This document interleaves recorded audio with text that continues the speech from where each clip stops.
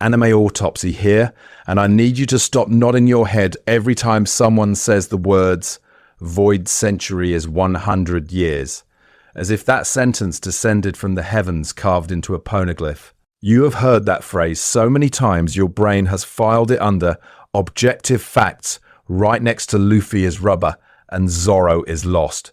And listen to me, nobody ever stopped to actually check the math. Here's the thing. We as a community repeat from 900 to 800 years ago on autopilot. You see it in comment sections, in theory thumbnails, in those giant timeline charts where someone has painstakingly drawn a ruler from the Void Century to the Great Pirate Era and color-coded every arc. It looks so clean. It feels so planned. So of course it must be correct, right? Except then you scroll one more post and you see fans power scaling Joy Boy off ancient weapon statements, arguing whether Emu is 800 or 900 years old, or trying to triangulate Toki's birth year from a single offhand line. People are doing calculus on whether Shanks is 39 or 40 in a flashback panel, zooming into the shading on his stubble as if Oda snuck a calendar into his beard. This is not a sin. This is normal. Pattern-seeking monkeys who see Jesus in toast are the entire reason theory culture exists. But we need to be honest. While we are obsessing over decimal places on character ages, we have collectively stepped over a gaping hole in the floor. We have treated 100 years as a fixed airtight category of time when the actual story is quietly screaming that the edges of that box do not line up. The numbers bulge, they leak, they refuse to stay put. Think about how you talk about the Void Century. You say, the world government erased exactly 100 years of history. You say, the ancient kingdom fell within that century. You say, Joy Boy's apology was around 800 years ago, so it's in the void. You stack Toki's 800-year jump on top of that. You sprinkle in the 20 kings uniting, Pluton's construction, Uranus rumors, Fishman Island's promise, Wano's closed borders, and somehow all of that geopolitical and technological upheaval is supposed to fit neatly into one clean round number. This is fine, this is normal, until you actually start counting. Because I did. I went through every date, every prophecy, every flashback caption, every about X years ago Oda has ever thrown at us. I treated One Piece as a crime scene and the timeline as the blood spatter. And the moment you line those numbers up, the 100 years story stops working. It bends past the edges of the frame. It suggests something longer, or staggered, or deliberately misreported. So in this video, I am going to walk you through the receipts. Not vibes, not headcanon, not Oda is a genius, he planned this 20 years ago memes. Actual in-text math. And by the end, you are never going to be able to hear someone say the Void Century is 100 years without feeling that itch that something here does not add up. So if the math doesn't add up, why should you care?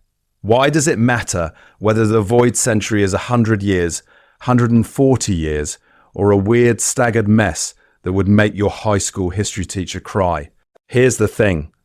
That number is the clock on the world government's lie. 100 years is not just trivia on a wiki page. It's how long they've supposedly been able to erase an entire era, control the narrative, and survive every cycle of rebellion. If the void is longer, that means more failed uprisings, more Joy Boys, more O'Haras we never even heard about. The ancient kingdom doesn't just become a one-and-done golden age. It becomes a civilization with a much deeper, older footprint than the story's surface is admitting. And that immediately hits Robin. Nico Robin is a character whose entire personality, worldview and trauma are built on a number she heard from some nerds in a library. The O'Haran scholars told her 900 to 800 years ago, and she built her whole life around that span being sacred, fixed, untouchable. If that number is wrong, or worse, if it's been manipulated by the very records they were risking their lives to access, then O'Hara's sacrifice changes flavour. They didn't just die for a forbidden century. They might have died chasing a booby-trapped timestamp the government planted to misdirect them. Listen to me. That is brutal. That takes Robin's tragedy from they killed the historians to they fed the historians a rigged syllabus and then burned the school down. Now zoom out to the prophecy stuff the community loves to meme. Joy Boy's apology at Fishman Island. The Noah, the promise about 800 years ago. Kozuki Toki jumping forward roughly 800 years. The ancient weapons being tied to that same hazy range. If the void is longer or repeated, then those aren't one-off miracles. They're part of a slow grinding pattern, where the author is showing us that this world keeps trying to resolve the same historical tension and keeps getting reset. Joy Boy fails. Toki jumps. Someone seals Pluton. The world government slaps another coat of paint on the calendar and calls it a day. And I need you to understand, we are not going to handwave this with Oda is a genius and move on. We need to do the boring work. For the next 2.5 hours, I am going to be the pattern-seeking monkey who sees Jesus in toast, except instead of toast, it's dates, quotes, flashbacks, and every time someone in story says 800 years ago, this is not a sin. This is not headcanon fanfic. This is me lining up receipts and seeing what actually fits. Because once you stop treating Void Century as a neutral descriptor and start treating it as an in-universe brand name, everything shifts. Suddenly it's on the same shelf as Heavenly Dragons and Justice and Great Pirate Era propaganda terms. Marketing copy. And once that clicks, the entire history of One Piece stops being a fixed backdrop and starts looking like a very active crime scene. In the next section, I'm going to start marking the chalk outlines. So if the history of One Piece is a crime scene, we need to talk about the witnesses, because they are all lying to you in different ways. Here's the thing. Oda doesn't give you one history. He runs 3 versions on top of each other at all times. There's in-world propaganda, there's inherited myth, and then there's what I'm going to call authorial scaffolding. The secret spreadsheet in Oda's brain that actually has the real dates. And unless you separate those categories, 900 to 800 years ago feels rock solid when it's actually quicksand. First layer, propaganda. This is the world government's PowerPoint presentation. It's the textbooks that call O'Hara devils of knowledge, while the Buster Call is framed as necessary justice. It's the way pirates are branded as frothing murder gremlins while the celestial dragons stroll around on human leashes. Bounties are part of this. They're not objective power levels, they're wanted posters plus PR campaign. When you hear Void Century in that world, you are hearing the Victor's marketing department. A neat, round, 100 years sounds tidy on a title page, which is suspicious all by itself. Second layer, inherited myth. This is where it gets cozy and dangerous. These are the story's kingdoms, tribes and families passed down because Grandpa said so. Fishman Island has a prophecy of a man who will guide Noah and bring them to the surface. Wano has a closed border mission that's treated as sacred, even when no one can fully explain the original memo. Shandora clings to the legend of a city of gold and a bell that must be rung for a promised visitor. None of these people are running carbon-dated lab tests. They're doing what you and I do when our aunt tells a wild family story at dinner. We nod. We repeat it. We sand off the weird edges. Third layer, authorial scaffolding. This is the one you never see directly, but it's the only one that matters for this video. Oda has to know who Joy Boy was, when the ancient kingdom rose, how long it would take to carve poneglyphs, how Toki's 800-year jump intersects that war, and whether 20 kings actually fit on a real timeline. Even when Clover is wrong, even when the Gorosei are lying, Oda's private version cannot contradict itself. That's the load-bearing structure. So I need you to picture 3 transparent sheets on an old classroom projector. On the top sheet, in big bold font, the world prints, 100 years ago. Underneath, the inherited myths sketch blurry silhouettes. Joy Boy, a promise, a sun god, a great ship. And under that, in faint pencil, is Oda's scaffolding with the real math, the real sequence, the messy, non-round numbers. When fans in the community stare at the top sheet and assume it's a documentary, that's when we turn into the pattern-seeking monkey who sees Jesus in toast and calls it foreshadowing. This is not a sin. This is normal. But if we want to audit whether that 100 years is even geometrically possible, we need to start peeling those layers apart. In the next section, I'm going to pull the projector apart and start reading the pencil marks, every date, every prophecy, every jump, and show you where the math breaks. So here's where I probably annoy some of you. I don't actually think Void Century is a measurement. I think it's a logo, a brand, a neat little sticker slapped over a mess of history, the same way we slap Dark Ages over several hundred years of wildly different overlapping events. Listen to me. Where does the phrase actually come from? Not from an omniscient narrator box, not from Oda stepping in with a god voice. It's Professor Clover. It's the O'Hara scholars. It's Nico Robin repeating what she was taught. In other words, it's in-world academia, operating under the information diet the world government allows. The Gorosei never sit down and say, yes, the gap is precisely 100 solar years verified by our atomic clock. They just react when anyone says Void Century at all. That's important. Because when a term only exists in the mouths of characters, it's part of the mythology of the world, not a guaranteed fact of the timeline. It's a category, not a measurement. The same way Age of Discovery makes centuries of conquest, plague, and paperwork sound adventurous, Void Century makes a systemic erasure of history sound tidy. 100 years. Clean. Contained. You can put it in a textbook and move on. Here's the thing. The world government benefits massively from that packaging. There was a bad period. It was a century. It's over now. This is fine. That's a much easier story to sell than, we have no idea how deep this goes, how long we've been lying, or how many layers of civilization we paved over. A finite scar is less threatening than an open wound that might still be bleeding. And Oda foreshadowing this isn't subtle. Textbooks in Robin's flashbacks don't show a detailed, argued chronology. They show a literal black bar, a blank span with Void Century stamped over it. The visual language is a censor bar, not a missing page. The label is doing the work of the cover-up. You're not supposed to ask, wait, how many years exactly, because the brand short-circuits the question. We need to talk about real history for a second. Dark Ages flattens a whole era into nothing happened, go back to Rome and the Renaissance. Age of Exploration turns genocide and resource extraction into a travel vlog. This is not a sin. This is normal. Power compresses messy, overlapping centuries into catchy eras because it makes control of the narrative easier. Why would the celestial dragons, of all people, be any different?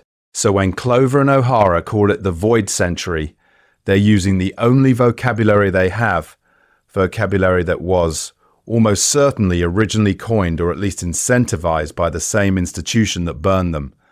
I need you to sit with that. Are we really going to treat 100 years as a neutral data point when it comes from the people who literally committed global-scale genocide to erase whatever was there? Because if the brand is compromised, the number attached to the brand is compromised. And once you stop trusting the logo, you can start asking a much nastier question. Does the math of that 100 years actually work at all? So before I start throwing numbers at you and turning this into a war crime against basic arithmetic, we need to answer a very boring question.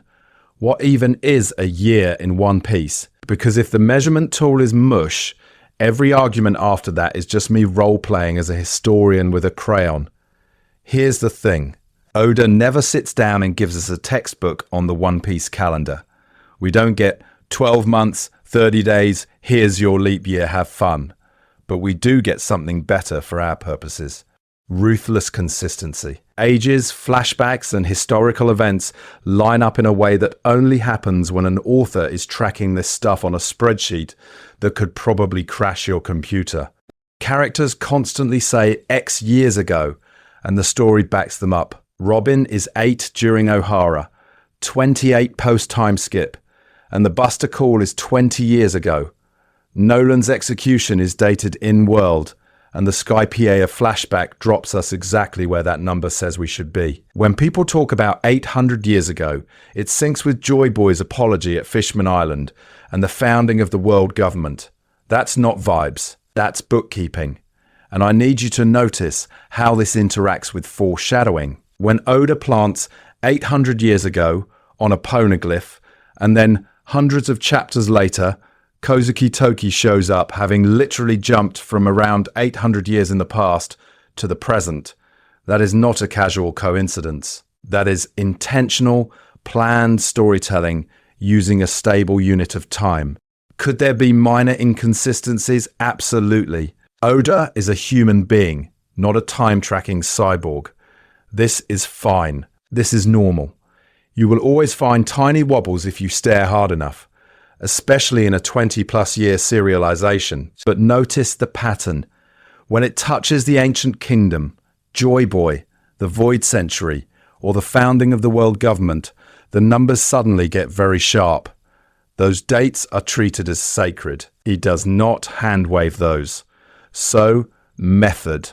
I need you to understand the rules I'm playing by, because otherwise this turns into conspiracy board fan fiction, where I start counting panels as days. I'm only using dates and spans that are either directly stated in the manga or anime, or so strongly implied that multiple independent details lock together. Ages plus X years ago, plus historical labels. If it doesn't have at least 2 legs to stand on, it doesn't go in the math. Listen to me. This is not a sin against fun. This is how you keep a theory from dissolving into what if the moon is actually Laboon's cousin. If we don't define how we're counting, any timeline argument about the Void Century is just a pattern-seeking monkey seeing Jesus in toast. And once we've nailed down the ruler, we can finally do the thing the world government really does not want us to do. Start measuring their precious 100 years against everything Oda actually put on the page. So, now that we've agreed to stop being the pattern-seeking monkey seeing Jesus in toast, we need to start with the one ruler everybody in story actually uses, the official Void Century, the thing Nico Robin is taught, the thing the O'Hara scholars literally die for.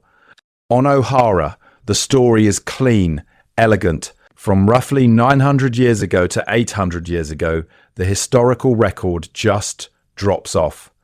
You have detailed, cross-checked history, then a hard wall, then history resumes. That 100-year blackout is what Robin grows up calling the Void Century.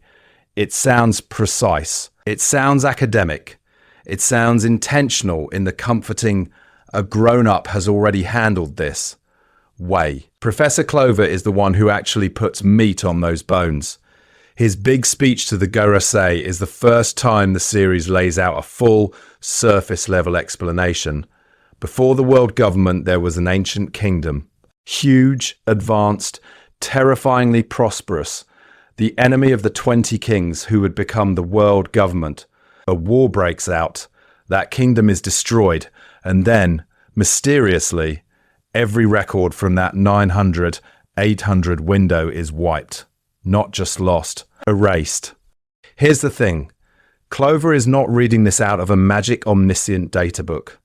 He's reconstructing it from poneglyphs, from scattered archaeology, from whatever scraps of pre-censorship history O'Hara could get their hands on. The 900, 800 framing is an O'Haran model.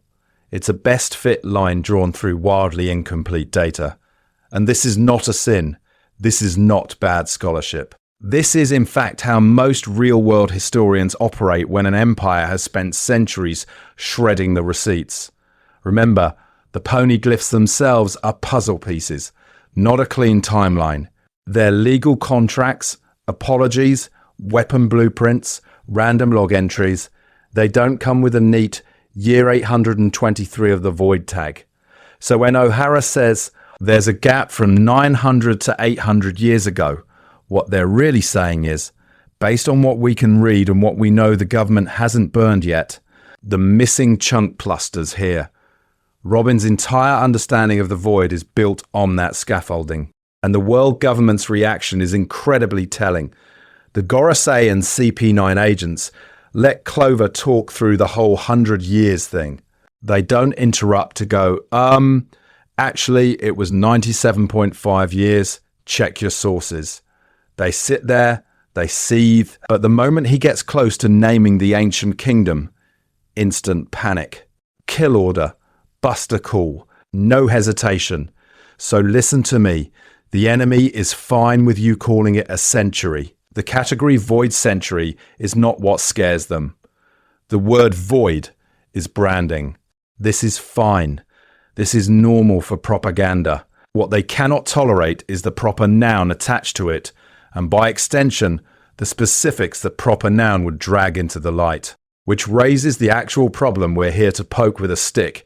If the number is coming from partial, second-hand research, and the censors never bother to correct it, how confident are you that 100 inches is anything more than a rounded, politically convenient label? Because once we start putting every date, prophecy, and flashback next to that nice, tidy 900 to 800 bracket, the math gets ugly fast. And in the next section, I need you to watch what happens when we stop trusting that number and start counting for ourselves. So when you stop treating 100 years as a sacred number and start treating it as a government slogan, you immediately crash into the first big crack in the timeline.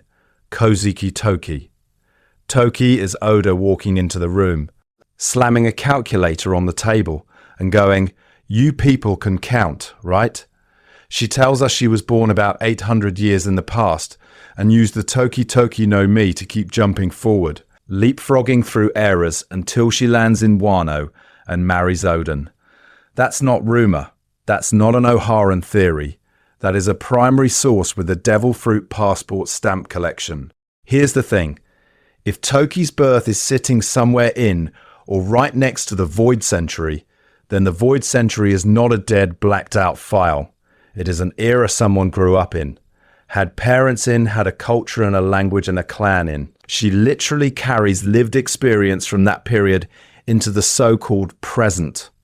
You cannot call something a void when a woman from there is arguing with her husband about going to sea. And look where her timeline lands. The world government tells us their founding and the end of the void are around 800 years ago. Toki is from 800 years ago, Joy Boy's apology to Fishman Island, about 800 years ago. The Noah promise, same ballpark. All these threads converge on that 800 mark, and then Toki pops out of the time stream right into the era where that propaganda number is supposed to draw a clean line between lost history and safe curated history. I need you to sit with how narratively weird that is. The Gorosei are out here insisting this period is unknowable, that even researching it is a crime, that O'Hara had to be erased for brushing against those years. Meanwhile, a woman who literally lived through that era is walking around Wano for decades, raising Momonosuke, chatting with retainers, and the world government's grand cover-up plan apparently does not include, hey, maybe check on the time traveller from the Forbidden Age. This is not a sin in the storytelling. This is intentional. This is Oda leaving a smoking gun on the mantle and daring you to notice it. If the void is supposed to be this sealed 900 to 800 window, why is our one confirmed witness smearing her lifespan across that boundary? Why are her jumps intersecting the exact propaganda cutoff instead of staying neatly inside it? Once you factor Toki in, the 100 years framing stops feeling precise and starts feeling rounded, soft, porous. We need to consider that the real void might not be a single tidy century at all, but a longer, staggered blackout where events, people and promises bleed past the official dates. And if one woman's lifespan can destabilize the government's favorite number this hard, wait until we start stacking her against Pluton, Uranus, and every other 800 years ago receipt Oda has been hiding in plain sight. So, we stacked Toki against the government's PR brochure, and the numbers already started sweating. Now I need you to go somewhere even messier with me. the bottom of the ocean, where an apology from 800 years ago is still echoing off a giant, parked warship. Fishman Island is our cleanest about 800 years ago data point. Joy Boy's poneglyph isn't rumour, it's a literal stone receipt. He promised the people of Fishman Island something. He failed. He apologised. The Noah is sitting there. The Sea Kings are sitting there. This is not vague lore. This is a dated, physical artifact in the story's hands. Here's the thing. Noah's existence already breaks the neat little century fantasy. That ship is absurd. It's so big, it makes standard battleships look like bath toys. The construction, the engineering, the coordination with Sea Kings as living tugboats.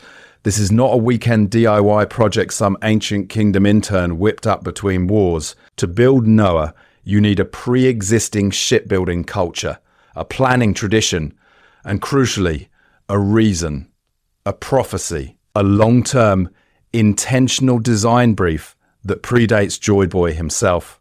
Foreshadowing-wise, this is Oda screaming at you in quiet voice. The community treats Joy Boy's apology as the start of the story down there, but the writing on that stone is the middle of a process. The author is showing you a failed handoff in a relay race, not the opening gun of the event. Someone commissioned Noah. Someone engineered the Sea King's role. Someone carved the instructions into poneglyphs. All of that has to exist before Joy Boy ever says, "my bad." And then you have the Sea King's dialogue. These aren't goldfish with a 10-second loop. They remember. They talk about having waited centuries. They talk about a promise day that will come when the two sovereigns are born. And they frame Joy Boy's era as just one failed attempt in a much longer multi-generational pact. That means there were expectations before him and obligations after him. The contract extends beyond a single century's edges. So when Robin hears the Void Century was from 900 to 800 years ago, from O'Haran scholars, and then we park Joy Boy's apology at about 800 years ago on Fishman Island, we need to pause. Either the Void Century's start date is wrong, or the stuff we're told is 800 years old is only the visible tip of an older machine that was already running. This is not a sin. This is normal for propaganda. You trim the parts of history that make your timeline impossible. Listen to me. The math is uncomfortable on purpose. If Noah and the Sea Kings were already locked into a plan by Joy Boy's time, then the relevant void doesn't start at 900. It creeps backward into however long it took to design a world-scale evacuation ship, coordinate telepathic sea gods, and standardize indestructible stone hard drives. And the more we follow that thread, the more the official 100 years starts to look less like a measurement and more like a minimum sentence. Which means the next step is obvious. We need to line up Joy Boy's apology against Pluton, Uranus, and every other around 800 years ago receipt, and see how many centuries we're actually being asked to ignore. So if the Poneglyph network is our hard drive, Shandora is the perfect stress test, because its timeline is a car crash the clean 100-year gap story cannot walk away from. Here's the thing. Skype here quietly hands you three numbers. 400 years ago, Mont Blanc Noland lands on Jaya. The Shandoran city is already ruins. The Golden Bell is already a relic.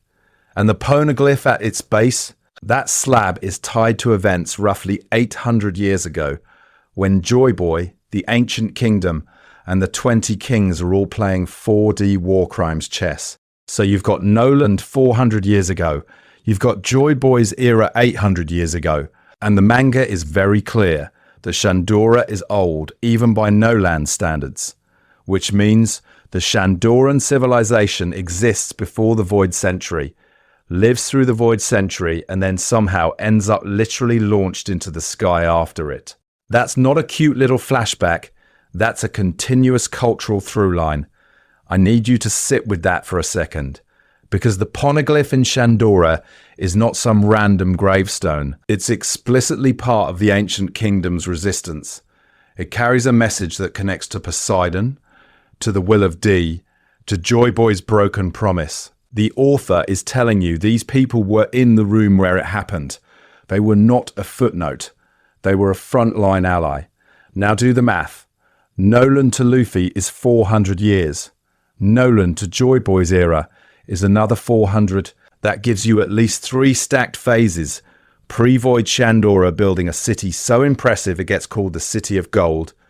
Void era Shandora hosting an ancient kingdom war message on indestructible stone. And post-Void Shandora's descendants still ringing that same bell in the sky, praying someone will hear their "we were here" signal. If the Void Century were a neat, isolated 100-year blackout, that structure does not work. You don't get a perfectly dated 400-year flashback intersecting with an 800-year-old artifact and a living cultural tradition that remembers its purpose. You get broken myths, fuzzy legends, hand-wavy a long time ago storytelling. Instead, Oda gives you a straight intentional line. Joy Boy's message, Shandora's war, Nolan's logbook, Luffy's punch. And this is where the community faceplants into the same category error every time. We treat 100 years as a hard drive partition. On, off, history, then no history. But Shandora is foreshadowing that the thing being erased is not a single calendar block. It's an entire phase of global conflict and forced migration that bleeds both backward and forward. People are fighting before the void. They're resisting during the void. They're still scattering into the sky after the void. Listen to me. Shandora is Oda standing on a table yelling, "There was no clean cut. This is not a sin. This is not bad world building. This is intentional misdirection. The world government sells you a century because several overlapping centuries of war, exodus, and censorship does not fit on a propaganda poster, which leaves one problem. If Shandora is the bridge, what exactly is it bridging to on the other side of the world map? And why does that bell ring the same song as Wano's graves? And why does that bell ring the same song as Wano's graves? Because on the other side of that bridge, you don't just have a fallen kingdom, you have a start-up empire. And listen to me, you do not build a functional world government with 20 shareholder monarchs in a single clean century. You barely get a zoning permit approved in that time.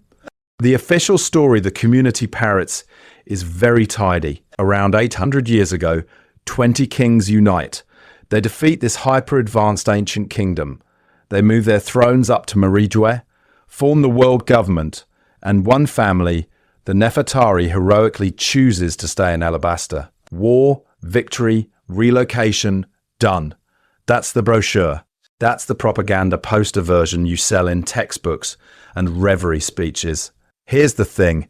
Even if you ignore the sci-fi superweapons and the giant straw hat in the basement, just the politics is insane. 20 separate kingdoms spread across a planet where crossing one ocean is a multi-week death cruise. All somehow coordinate diplomacy, war campaigns, standardized laws, taxation, and then agree to abandon their homelands to live on a mountaintop together. That's not a conference. That's centuries of negotiation, marriages, betrayals, coups, and oops, we started a civil war again moments. Think about what the author is actually implying. You have to identify an existential threat, convince 19 other paranoid monarchs it's real, align their military doctrines, build supply chains across the Grand Line, and then sustain a war against a civilization that is ahead of you technologically. That alone is a generational project. The people who signed the first pact are not the people who finished the last siege. And then the real work starts. Winning a war is one category of problem. Institutionalizing a global regime is a completely different category. You need a shared legal code, a shared currency system, a shared judiciary, and some early version of the Gorosei to arbitrate when the kings inevitably hate each other. You have to physically build Mariajoa as a permanent capital, establish the Tenryubito class, and then normalize that hierarchy across cultures that don't even agree on whether fishmen are people. Pattern interrupt. Now add in the censorship. Because on top of all that, They systematically erase an entire century of history. That means hunting down poneglyph carvers, burning libraries, rewriting school curricula, and enforcing that blackout across wildly different regions. Wano goes full isolation. Shandora gets obliterated guarding a poneglyph.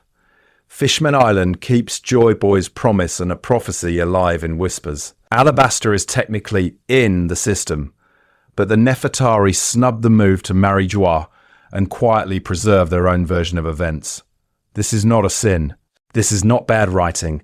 This is exactly what a long, messy conquest looks like. Different regions showed different levels of integration because they were folded in at different times, under different pressures. This is fine. This is normal. It screams staggered absorption, not a neat war then peace block. So when the story says void century, I need you to hear marketing term. The 100-year label massively underestimates the time it would take to wage that war, build that capital, and sandblast the truth off the planet. Which then raises the next problem. If the war and the government both took longer, what else has been stretched, rounded, or straight up forged in that timeline we keep trusting? So if the numbers are fuzzy, we need to ask a much dumber, much better question. Who's actually been alive institutionally long enough to call that bluff? Who has a memory that doesn't stop at a cute round 100 years label on their history textbook? Enter Alabaster. Enter the one royal family that looked at the offer to become gods in the sky and said, no thanks, we'll stay down here and remember things. The Nefertari are not just some desert cosplay monarchy.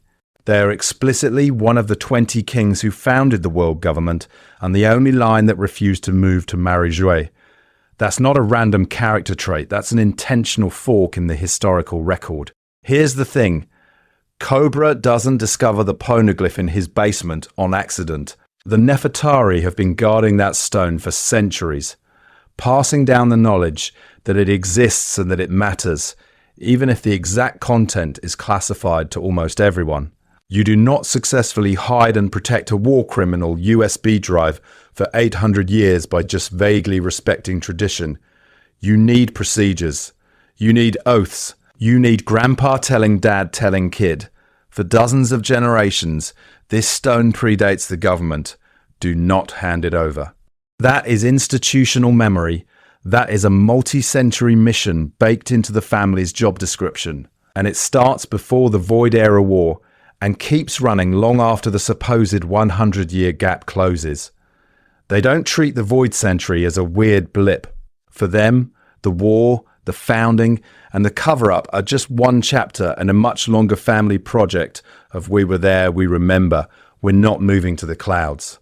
Now jump to the other end of the map, Wano Kozuki territory. The clan that literally carved the poneglyphs, not read them, carved them.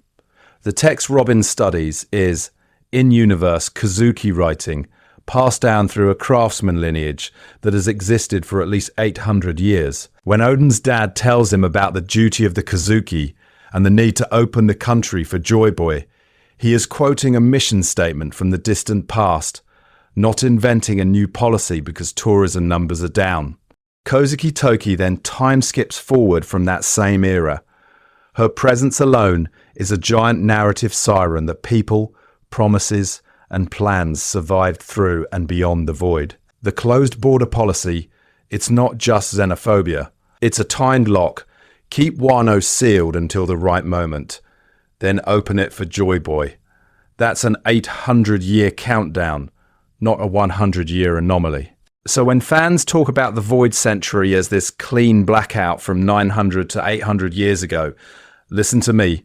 The Nefertari and Kozuki do not behave that way.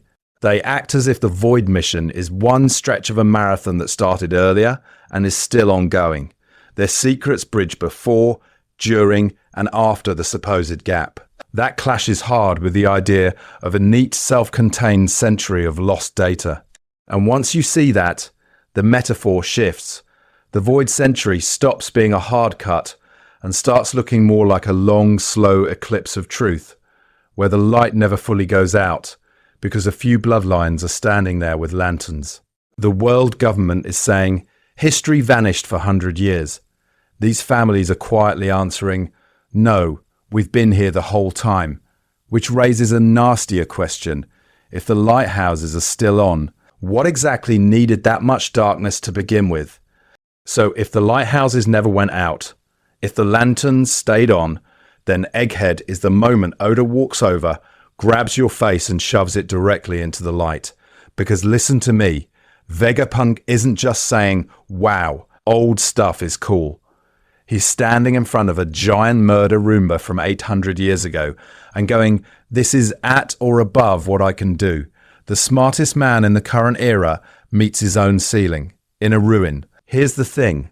In story, Vegapunk is built up as the peak of human intellect. He splits his brain, industrializes devil fruits, invents weaponized seraphim, and still admits he cannot fully reproduce the ancient kingdom's technology. The Iron Giant, the energy system he calls an ideal future, even the hinted orbital weaponry, that's not steampunk cosplay. That is a civilization operating at late-stage sci-fi.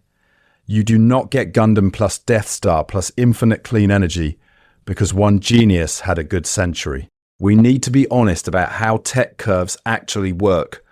Giant robots that can walk into Mary Geoise. A global energy grid advanced enough that Vegapunk is drooling over it. Satellites and beams from the sky that scream, Uranus! That stack of achievements requires generations of research, infrastructure, and failed prototypes. You need universities, supply chains, materials science, software, politics that fund all of that. That's not a 100-year sprint. That's a multi-century marathon. And O'Hara quietly backs this up. Clover and the scholars aren't reconstructing a weekend hobby project. They're reading poneglyphs that are scattered across the entire planet, in Sky Islands, under the sea in Wano, in Alabasta. That distribution alone implies centuries of diplomacy and logistics. You don't carve indestructible stone USB drives, encode your whole political philosophy, then speedrun them around the world in a single human lifetime.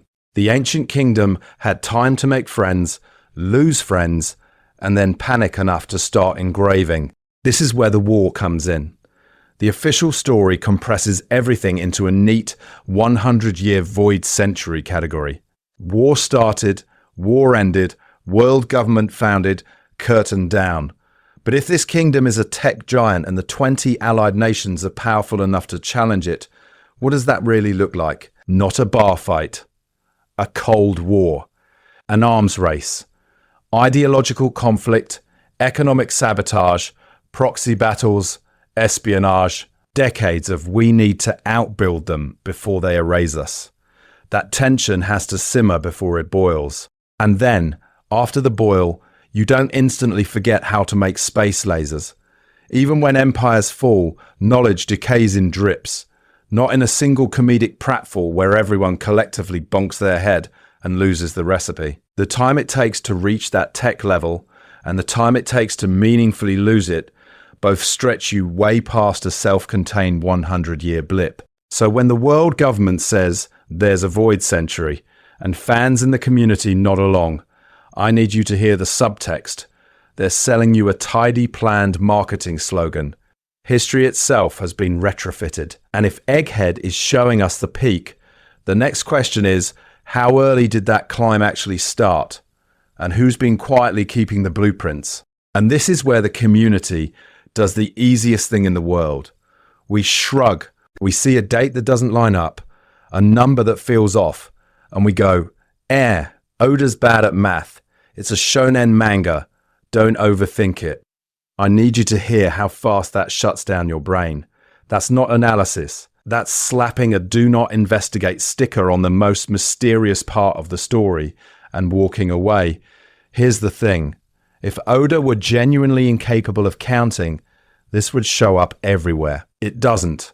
When he cares about precision, he is a menace. Roger is executed 24 years before Chapter 1. Luffy is born 3 years after that. Shanks is in East Blue for over a decade, losing his arm 6 years before the story starts. When Luffy is 7, Those ages and gaps have been cross-checked for 2 decades, and they still hold. That is not an author who can't multiply. He tracks Ace's birth relative to Roger's death, Garp's age relative to the God Valley incident, even the exact spread of the 2-year time skip across the crew's birthdays. The writing might be chaotic in other ways, but the timeline around the pirate era is a Swiss watch. So when the same guy suddenly gets sloppy around 800 years ago, that's not a random failure category. That's a pattern. Look at where the fuzziness clusters. Joy Boy's apology at Fishman Island, about 800 years ago. Toki's origin. She jumped from around 800 years in the past. The founding of the world government, around 800 years ago. Ancient weapons law, the Great Kingdom's fall, the Poneglyph project, all orbit that same number. Different arcs, different narrators, same rough timestamp. And crucially, those numbers never come from an omniscient voice. They come from O'Haran scholars piecing together fragments, from legends passed down on Fishman Island, from Wano's closed-off Kazuki records, from world government propaganda. These are in-world historians doing their best with censored data. This is normal. This is how real history works when empires burn the receipts. So when you see contradictions, I need you to stop defaulting to Oda goofed and start asking, who is speaking and what would they reasonably know?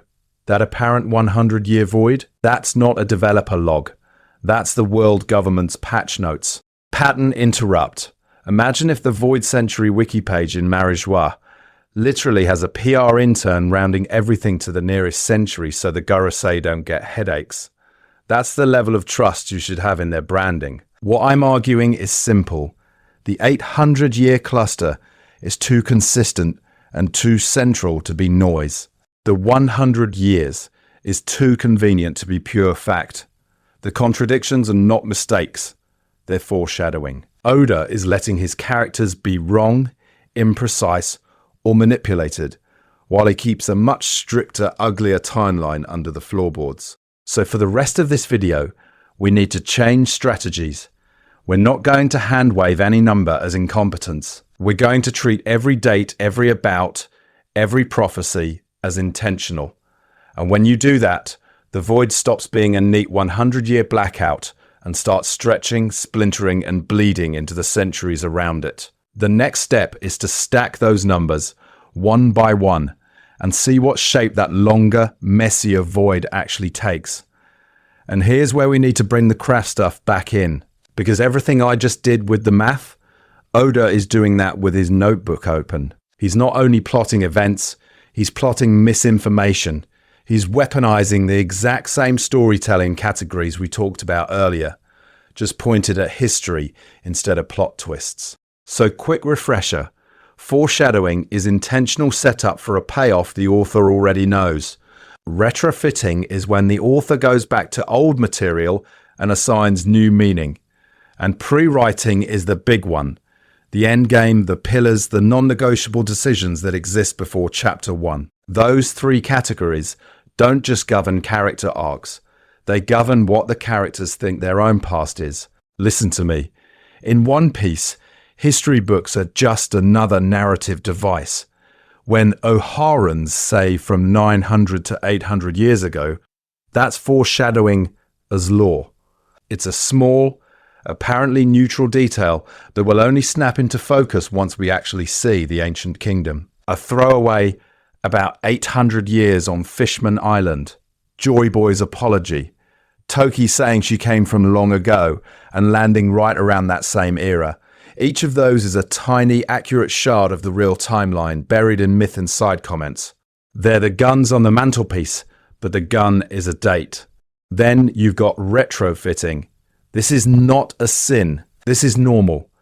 Oda absolutely goes back to early mentions of ancient weapons, or that vague lost history talk in Alabasta and Skypiea, and sharpens them once he's ready to cash them in. Early Pluton is just big ship go boom. Later Pluton is tied to Wano's borders, the world government's fear, and that 800-year mark, same word, same asset, upgraded significance. The community screams, he planned every atom. But no, a lot of that is a very skilled author reinterpreting his own props in real time. But under both of those, you can feel the pre-writing bones. The 800-year starting point, the existence of Joy Boy as a historical individual, not a vague legend, the 20 kings uniting, founding the world government, and erasing a rival civilization. Those aren't improv. Those are the fixed load-bearing beams. You don't casually thread Toki's time jump, the Poneglyph network, and Egghead's ancient future tech through the same 800-year window, unless that window has been nailed down for decades. Here's the thing. The Void Century is 100 years line sits exactly where all three categories overlap. In universe, it's propaganda, a neat, rounded label the winner's stamped on a much messier span of time. Textbook foreshadowing, because Oda intends to undercut it. Textbook retrofit fuel, because he can keep folding new revelations into that phrase. And at the same time, it's covering a pre-written structure, multiple phases of war, survival, migration, that was never just a clean 100-year blackout. I need you to hold that tension in your head, because next we're going to pry that 100-year sticker off and see what the underlying scaffolding actually looks like when you stack every single date Oda has given us. So when we peel that 100 years sticker off, what's actually printed underneath isn't a clean timestamp. It's this weird foggy label, about 800 years ago, and I need you to notice how often Oda reaches for that fog instead of a sharp number. We hear it with Joy Boy. The Fishman Island Poneglyph, that's not dated 823 years ago on a Tuesday. It's around 800 years in the past, the era when he apologized and made that promise about Noah. Same with the ancient weapons. Poseidon's role is tied to a prophecy from that same about 800 years ago period. And the lore around Pluton in Alabaster and Wano keeps getting anchored to that same hazy horizon. Not 837, not 912, just around. Then you have the world government. Its founding is consistently framed as around 800 years ago, when the 20 kings united and the ancient kingdom fell. O'Hara's scholars, the Gorosei, the general history books the community in-world reads, they all circle that same vague range. Kozuki Toki, she literally says she came from around 800 years in the past, dropped out of the sky from the supposed void itself. Everyone's orbiting the same number, but no one is willing or able to pin it down. Now contrast that with how Oda treats everything else. Oden's execution, 20 years ago, on the dot. No land and the city of gold. 400 years ago, nailed down so hard we can sink Jaya, Skypiea, and Mont Blanc cricket's whole life story to it. Brooks' tragedy with Laboon, 50 years ago. And Oda is so confident in that math he builds one of the cleanest foreshadowing payoffs in the series. On top of it, these aren't about anything. These are receipts. So here's the thing. When an author who is obsessively precise with 20, 50, 400 suddenly goes fuzzy at 800, that's not laziness, that's a tell. If you're the kind of pattern-seeking monkey who sees Jesus in toast, this is your Super Bowl. The category difference between 20 years ago and about 800 years ago is the point. It screams in-world uncertainty or deliberate obfuscation. Not Oda forgot his own notes. This is not a sin. This is not bad writing. This is intentional writing. The vagueness is a tool. It lets Oda anchor us in a general era. Something huge happened roughly 8 centuries back, while keeping just enough wiggle room to later reveal that the void isn't a neat, sealed 100-year box. It can be longer. It can be staggered. It can be a misbranded marketing term the world government slapped on a much messier collapse. And when you start lining up every single about 800 years ago reference, Joy Boy, the weapons, the founding, Toki's jump, you hit a problem. They don't all comfortably fit inside one strict 100-year window without breaking the internal logic of the war, the migrations, and the tech curve, which means either Oda is secretly terrible at calendars, or the history you've been repeating is already a censored version. In the next section, we're going to push those dates together until something snaps. So we're going to do the boring thing. We're going to stack receipts. I need you to stay with me here, because once you see all the 800, 900-year references in one pile, the neat little 100-year gap stops being cute and starts being a structural problem. First category, war events. We're told the Great War, the disappearance of the ancient kingdom, and the founding of the world government all sit in that 900, 800 years ago window. Clover's speech on O'Hara frames it as a single historical arc, a powerful kingdom, mysterious enemies, a clash, and then silence. Add the 20 kings uniting, the creation of Mary Geoise, and the elevation of their bloodlines into celestial dragons. None of that is one afternoon of bad vibes. That's conquest, migration, consolidation. That's generations. Second category, prophetic promises. Joy Boy's apology to Fishman Island is explicitly about 800 years ago. Same range for the Noah's mission and the promise to bring fishfolk to the surface. Then you have the Sea Kings talking about those two sovereigns who will guide Noah in the future. That's not just a sad letter. That's a multi-century prophecy machine being spun up. Someone made a plan, failed, encoded the failure, and expected successors centuries later to finish the job. You don't do that if history just cleanly stops for exactly 100 years and then resumes on schedule. Third category, technological milestones. The Poneglyphs themselves are said to be from that era. The Kozuki clan invents an unbreakable script, mass-produces stone monoliths, and distributes them across the globe. Shandora's Poneglyph has been sitting in the sky for roughly 800 years. Ancient weapons like Pluton and Uranus are also anchored to that same distant past, with blueprints and countermeasures persisting in Wano and Water 7. Here's the thing. You don't go from "we should record our history" to global network of indestructible super USB sticks plus planet-busting war engines in a weekend sprint. Fourth category, institutional changes. The world government isn't just founded, it standardizes the reverie system, enshrines the celestial dragons, and oversees the slow erasure of the ancient kingdom's name. That means propaganda, education, legal systems, and religious-style myth-making about the gods of Mary Geoise. This is not a sin in storytelling terms. This is normal for empire building. But it takes time. Decades of bureaucrats doing very boring, very evil paperwork. Now drop Toki on top of all that. She's from around 800 years ago, hopping forward from the tail end of the so-called void. Her existence is a giant neon sign that people were still moving, scheming and reacting well after the war's flashpoint. When you stack war, tech, prophecy and institutions together, you get something too thick to squeeze into a clean 100-year slice. In the next section, we're going to actually try to cram all of this into that official box and watch the edges start to tear.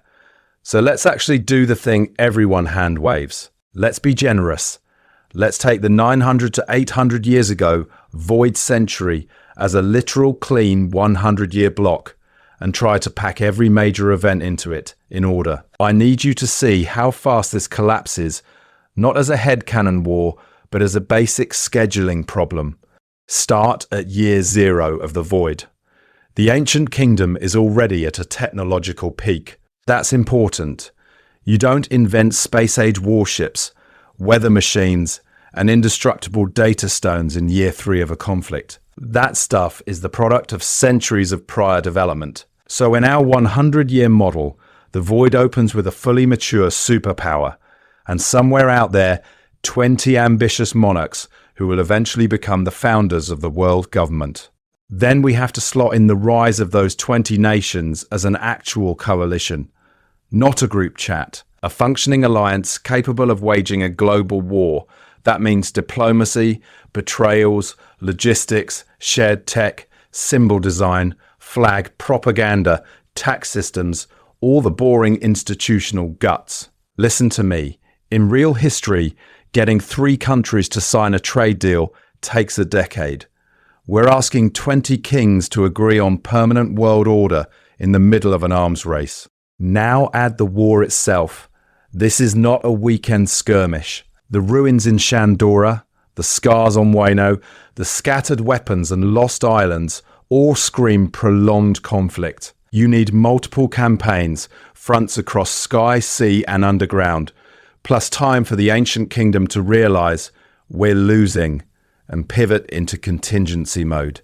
Contingency mode is where everything really breaks. In this same 100-year box, we have to fit Joy Boy's relationship with Fishman Island, the promise regarding Noah, the carving of the Apology Poneglyph, and the engineering and construction of Noah itself. That's a mega arc the size of a small city built underwater, tied into a prophecy that has to circulate through Fishman culture for generations. You don't speedrun that in 5 years unless everyone involved is an unpaid overtime god. Pattern interrupt. Now remember the poneglyphs. Those dozens of indestructible stones have to be quarried, carved with precise historical and technical data, and then distributed to Wono, Alabaster, Skypiea, Fishman Island, Zoo, and a bunch of still unknown locations, while a world war is raging, while your allies are being bombed, while you're coordinating with isolationist Wano and Sky people in Shandora who have their own internal politics. Here's the thing, even if you assume absurd anime-level efficiency, the carving alone feels multi-generational. The Kozuki line mastering that script, standardizing it, encoding an entire century of history and weapon schematics, that's a research institute, not a weekend project. Yet our 100-year model needs them to invent the script, refine it, carve everything and ship it out, all before the world government consolidates and starts erasing evidence. And we're still not done. At the back end of the void, we have to found the world government itself. Not just win the war, but codify a global legal system, establish the Holy Land, install the Gorosei, create the Marines, standardize currencies and calendars, and roll out a coordinated censorship campaign strong enough that 800 years later, Robin's professors are still guessing. So when you genuinely try to fit all of this into 100 years, you either compress everything into cartoonish speed, or you assume these 20 kings achieved bureaucratic foreshadowing nirvana.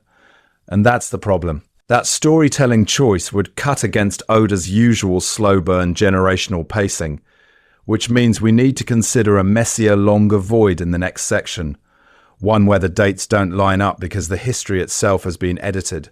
So let's do the heretical thing the story keeps daring you to do, and just change the number, not the events, not the characters, just the span. Instead of a neat 900 to 800 year void century, I need you to imagine a 900 to 50, 800 year void era. Same blackout, bigger canvas. Suddenly the history stops feeling speedrun and starts feeling human. Here's the thing. Nothing in the text actually demands that hard 100-year box. O'Hara's scholars say from around 900 to 800 years ago. Robin repeats what her professors told her. That's not an omniscient narrator. That's a bunch of nerds who got vaporized for reading banned PDFs. If the world government is the only source that survives, and they stamp century on the label for branding, the community just swallows it. This is normal. This is how propaganda works. So in a 950, 800 void era, you can redistribute the chaos.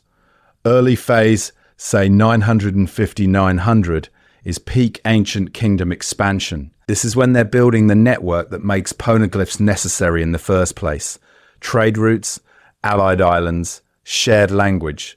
Mid-era, 900 to 850, is your tech peak and planning stage. The author has room for the blueprints of Pluton and Uranus to be drafted, for the Kozuki to perfect that indestructible stone, for Joy Boy's promise to Fishman Island to be negotiated before it's ever broken. Late era, 850-800, is where you park the actual war and the fall. That's when the 20 kings rebel, when Noah gets hidden, when the apology poneglyph is carved and installed, when the last survivors are scattering records across Skypiea, Wano, Alasta, Fishman Island. Post 800. You don't have to cram world government consolidation into an afternoon.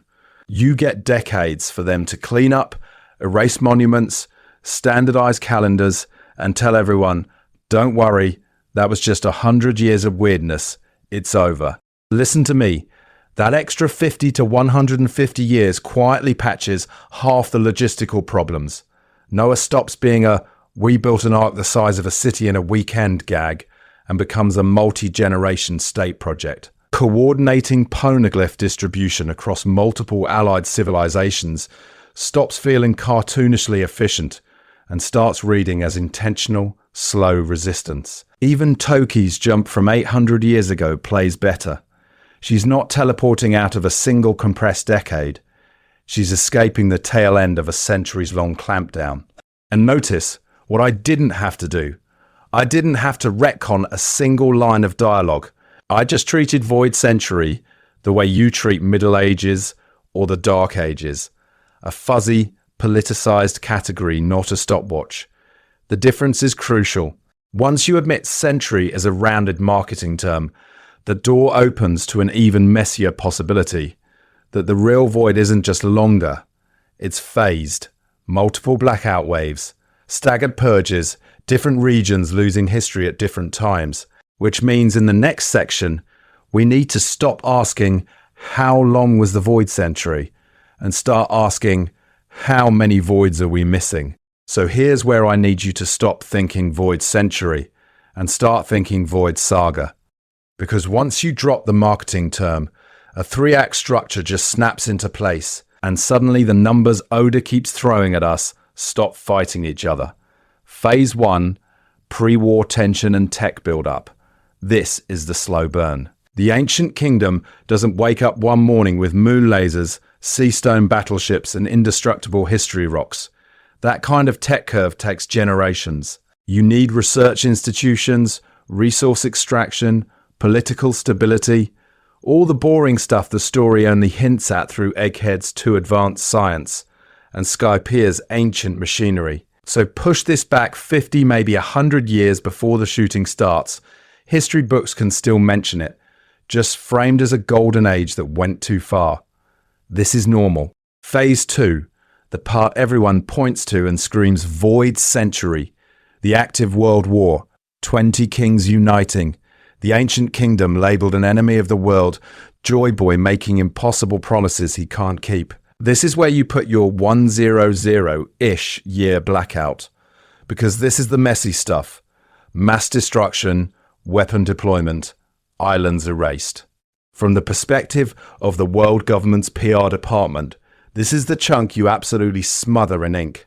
The author keeps tagging about 800 years ago for Joy Boy, for Toki's jump, for Fishman Island's promise, because that's the emotional crater. Phase 3, the hangover. The war is over, the ancient kingdom is rubble, but the world government is not a finished product on day one.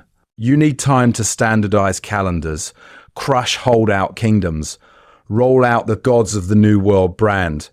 You need O'Hara-style researchers to still exist so you can make a public example out of them. That institutional cementing can easily run another 50 to 100 years of selective editing, revised textbooks, and quiet disappearances.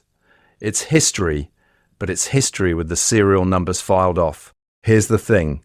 In universe, most people would only emotionally register Phase 2 as the void. The lead-up becomes pre-war tensions. The aftermath becomes founding of the glorious world government. The middle gets labelled monstrous and cordoned off as a neat one. 100-year sin bin, and fans in the story just accept it because, well, the calendar says so. This is fine. This is how our own world does it. We talk about World War II as 1939-1945, right? Neat bracket. But the prelude runs from the end of WWI through the Great Depression, and the aftermath morphs directly into the Cold War. Same conflict system, 3 phases, Only the middle gets the big logo on the History Channel thumbnail. Now map that back onto one piece, and you get something powerful. Different regions are clearly remembering different phases. Wano's closed borders and Kozuki stonework are obsessed with the run-up and the promises. Fishman Island clings to the mid-war apology and deferred dream. The world government's own propaganda is laser-focused on the triumphant aftermath. No wonder their myths and dates refuse to line up under a clean 100-year model. They're not even talking about the same act of the play. And if the world can't agree on which phase was voided, then we need to ask a much uglier question in the next section. Whose version of the timeline is Oda quietly telling us to trust? So if nobody agrees on which act is the void, we need to zoom in on who's remembering what. Because the problem isn't just dates. It's that every major region is emotionally anchored to a completely different phase of this war. And the world government has just slapped a 100-year sticker over the entire mess. Start with Skypiea and Shandora. Their whole mythos is war era. The City of Gold, the Bell, the warriors who fought for the sake of the Great Kingdom 800 years ago. The Poneglyph in Shandora isn't an apology. It's an alliance receipt. It literally says in stone that this sky city stood with the ancient kingdom. That's mid-conflict energy, not epilogue energy. And then you get the no-land flashback 400 years ago, where the bell is still there, the ruins still stand, the poneglyph still matters. Listen to me.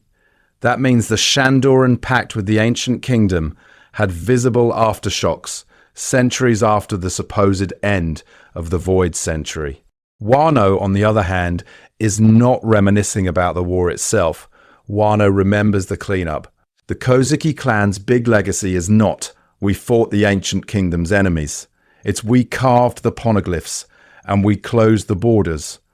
That's a mission statement you'd give your descendants when the battle is either lost or unwinnable, and you're switching to long-term resistance. Odin's flashback frames it as a deliberate, planned response to whatever happened 800-ish years ago. Protect the message, seal the country, wait for the one who can open the world again. That feels late war or immediate post-war, the moment when the losing side stops thinking in battles and starts thinking in centuries. Fishman Island is weirder, and that's the point. Their core memory is Joy Boy's promise and Noah, a giant ark, a pledge to bring the fishmen to the surface, and then an apology carved on a poneglyph. That's not the same emotional register as Shandora's proud alliance or Wano's stoic contingency plan. It's this bittersweet intersection where the ancient kingdom's idealism, we will change the world, we will bring you up, collides with the dawning realization that they're not going to pull it off in their own era. The promise exists. The tech exists. The political reality does not. Here's the thing. None of these are synchronized. Shandora treats the war peak as central. Wano treats the aftermath strategy as central. Fishman Island treats the failed dream as central. Each region's main character moment is a different slice of a longer, sprawling conflict. This is not a sin. This is normal historical memory. Every community centers its own trauma and its own heroes, which is exactly why the neat Void Century category is so suspicious. Calling all of this 100-year chunk is the narrative equivalent of compressing a whole hard drive into a single corrupted file and telling you, don't worry about it. The author has gone out of his way to show you these unsynced clocks. The fans see the difference. The world government's label flattens it on purpose. And if the label is propaganda, then in the next section I need you to follow me one step further. What happens when we stop trusting their calendar entirely and rebuild the void from the ground up? So if the label is propaganda, we need to ask the obvious next question. Why this specific propaganda? Why 100 years neatly boxed between 900 and 800 instead of admitting that the blackout sprawls way further than that? Here's the thing. A 100-year glitch in the record feels safe. It feels distant. Your brain files it under old-timey nonsense The same way you file the Black Plague or some war your history teacher speed ran on a Friday. A century is an anomaly. 2 or 3 centuries, that stops being a glitch and starts being an error. That's a whole systemic category of oppression and cover-up. And suddenly the world government isn't patching a wound, it's running a generational scam. The Void Century branding lets them do this very specific narrative trick. They frame the missing chunk as a brief chaotic storm, and then immediately follow it with the sales pitch. Out of that chaos, 20 visionary kings unite, create the world government, and boom, 800 years of peace. They're not the descendants of the people who erased history. They're the heroes who ended the bad part. The author hands you a before/after shot and tells you which side to stand. Now imagine the same event stretched over 200 or 300 years. That's not a crisis they solved. That's a campaign they ran. That's your grandparents, your parents, and you all participating in a slow grinding machine of conquest and erasure. The optics flip. The savior costume falls off, and you're staring at an institution that has been methodically steamrolling cultures longer than most in-world religions have existed. You cannot sell that as we brought stability without sounding insane. And shorter lies are easier to maintain. I need you to picture the logistical nightmare of covering up 3 centuries of history. That's dozens more generations whose diaries you have to burn. Hundreds more local legends you have to reinterpret. Whole regions where the math just does not add up. Toki jumping 800 years, Joy Boy's apology, Fishman Island's inherited promise, Wano's closed borders, Skypie's ruins. Every one of those becomes a landmine. With a 100-year void, you can bulldoze most of that into, oh, that was around the void, messy times, don't worry. With a 300-year void, the contradictions start breeding faster than the sensors can keep up. Branding the whole mess as the Void Century is honestly one of the cleanest pieces of propaganda in the story. It's catchy. It sounds academic. It compresses a sprawling, asynchronous collapse into one tidy term your teacher can write on the board and move on from. And the community falls for it in universe the same way we do out here. We repeat the phrase so often it stops sounding suspicious. Listen to me. When the villain hands you the chapter title for history, that's foreshadowing. In the next section, we stop repeating their slogan and start doing the boring, cursed work they do not want you to do, counting years until the numbers break. So we did the cursed arithmetic. We poked the 100 years slogan until it squeaked. Now we need to talk about the thing sitting on top of that broken calculator. IMU. Here's the thing. In story, the world government sells you this image of a noble, balanced system. 19 kings send their descendants. The throne is empty. No one rules all. Then Oda cuts to Pangea's deepest chamber, and there is a single silhouette lounging on the supposedly empty throne, shredding wanted posters and casually ordering the erasure of an island. That is not a symbolic oversight. That is the author grabbing your head and going, hey, look at the contradiction. We know a few concrete things. Imyu sits where no one is supposed to sit. The Gorosei, who are already framed as the highest visible authority, literally kneel and ask for commands. Imyu has direct access to the national treasure of Mary Geowes, to the room of flowers, to the chamber where the giant straw hat is stored, to intel about ancient weapons that even O'Hara's best could only theorize. This is not some new manager. This is the root user account. Now plug that into the timeline we just mangled. The world government is said to have been founded 800 years ago at the end of the war with the ancient kingdom. Toki jumps from roughly that era. Joy Boy's apology and the Fishman Island promise are stamped around that same about 800 years ago category.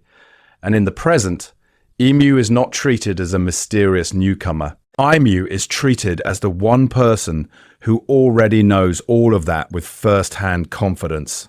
So either the Gorosei are pattern-seeking monkeys who see Jesus in toast and just decided to worship the weird cryptid in the basement, or Imu has been around for a very, very long time, potentially since the founding, potentially spanning both the so-called void century and the 8 centuries of peace that follow. This is not a sin. This is not bad writing.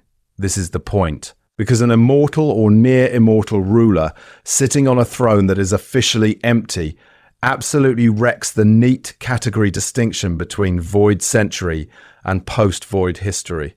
If the same person, or the same tiny inner circle, has been calling the shots from year 0 of the regime to year 800, then what changed at the end of the void?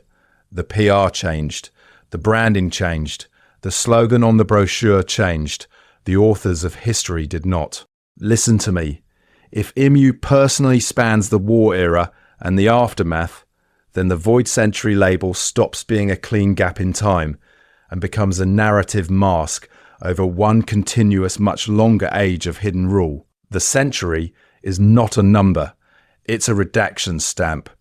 And if that's true, then the next problem is worse. Because the mask doesn't just cover years, it covers entire cycles of rise and fall. Which means we need to ask a much uglier question. How many times has Imu done this already? And this is where Kozuki Toki walks on stage and quietly ruins the neat PowerPoint the world government has been selling you. Because Toki is not a historian. She's not Clover with a chalkboard. She is a refugee. She is a survivor of whatever was happening around that 800 years ago mark. And listen to me, survivors do not experience history as clean brackets on a timeline. When she talks about travelling to the promised time, she never says, I escaped the void century, that very specific 100-year product SQ. She talks about an age she had to leave, a storm she had to outlast, a destination her parents pointed her toward. Here's the thing. Parents, mentors, the people who told her about that promised time in the first place. That already implies at least one generation before her who were in on the plan. Toki says her parents died when she was young, and that they were also from the distant past.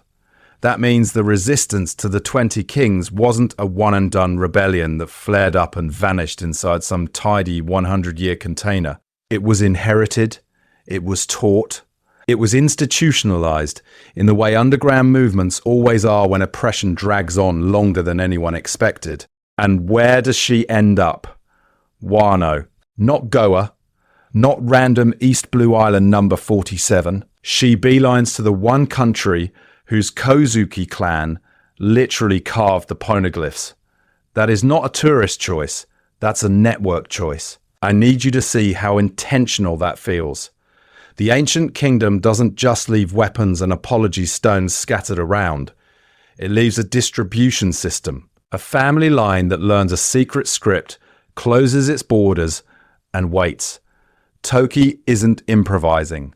She's plugging herself into infrastructure that predates her birth by centuries.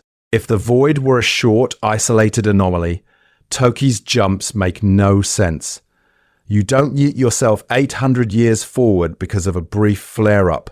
You do that because the war you're in has no foreseeable endpoint. Because the 20 Kings didn't just win, they built something durable and suffocating. Every time Toki lands and moves on again, it reads less as random time tourism and more as someone trying to sync up with the long drawn-out resistance schedule that keeps getting delayed. Pattern interrupt. What if Toki isn't from the Void Century at all? What if she's from after the first big loss, during the cleanup phase, when the world government is still consolidating and the resistance is already on generation 2 or 3? Suddenly that promised time sounds less prophetic and more project managed. And from a storytelling perspective, this is where Oda gets very smug in a very specific way. He doesn't just tell you there was a longer, messier history. He literally drops a woman from that era into the main narrative and has her marry into the family that guards the text of that history. Toki is walking foreshadowing. She is pre-writing in human form. Her presence in Wano is the author dragging the unresolved, multi-century conflict bodily into the present plot, parking it in front of you and saying this is fine, this is normal, don't worry about it. while every timeline detail around her screams that the war she fled has not actually ended. Which means if we want to understand the real length of this thing, we need to stop treating Toki as a quirky time traveler cameo and start treating her as what she is, evidence that the so-called void is just one dark stretch in a much longer, still running campaign. So if Toki is proof that the war era bleeds outside the neat little 100-year box, Joy Boy is the proof that the hero of that war does too.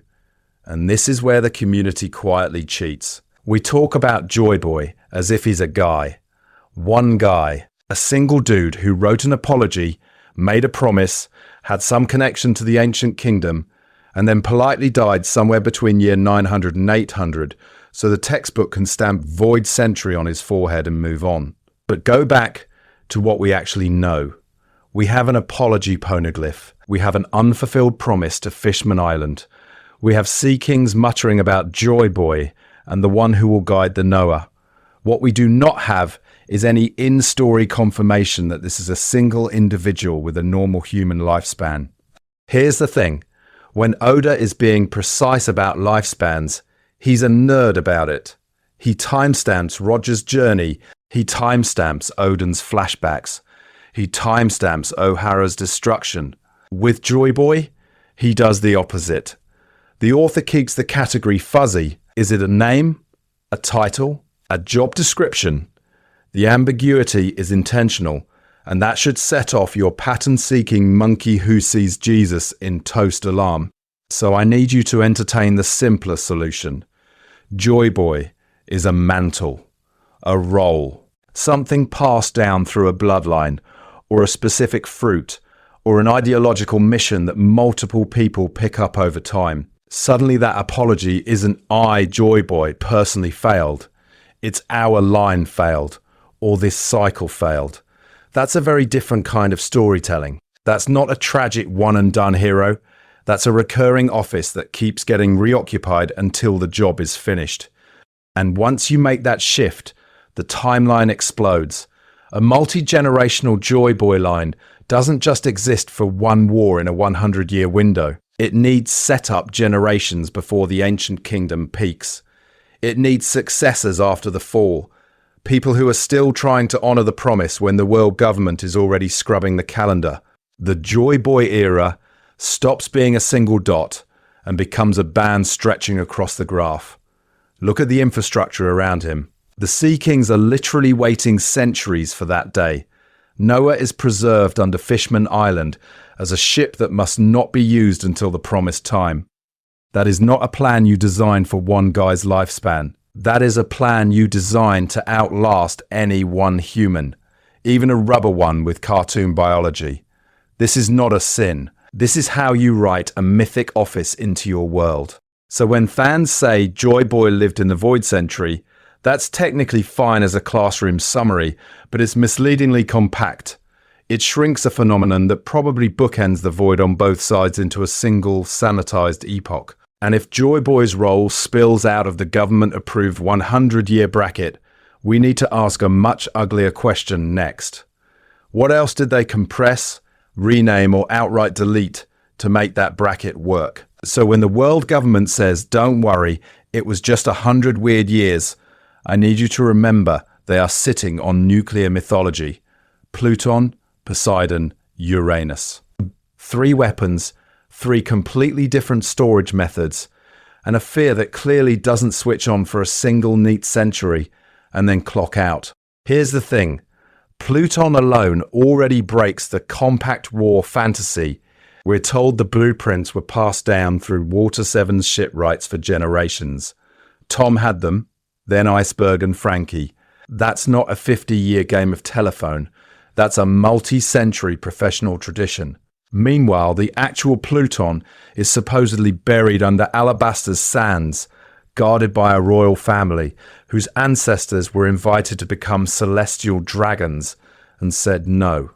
So you have one region hoarding the physical gun, another region hoarding the CAD files, both participating in a coordinated, intentional deterrent strategy aimed at the world government for 800 years. That's not a one-and-done post-war memo.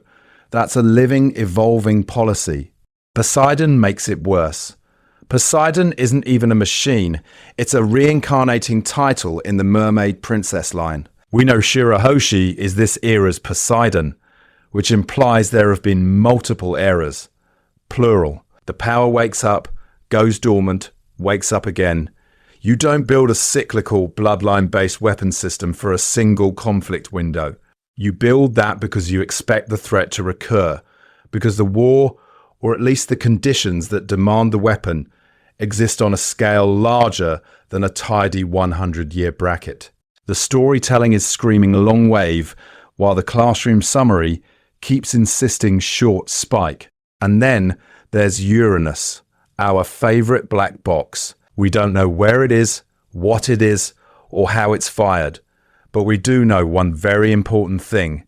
Emu and the Gorosei treat it as real, current and operational. It is not a dead legend. It is not an Oharan fan theory.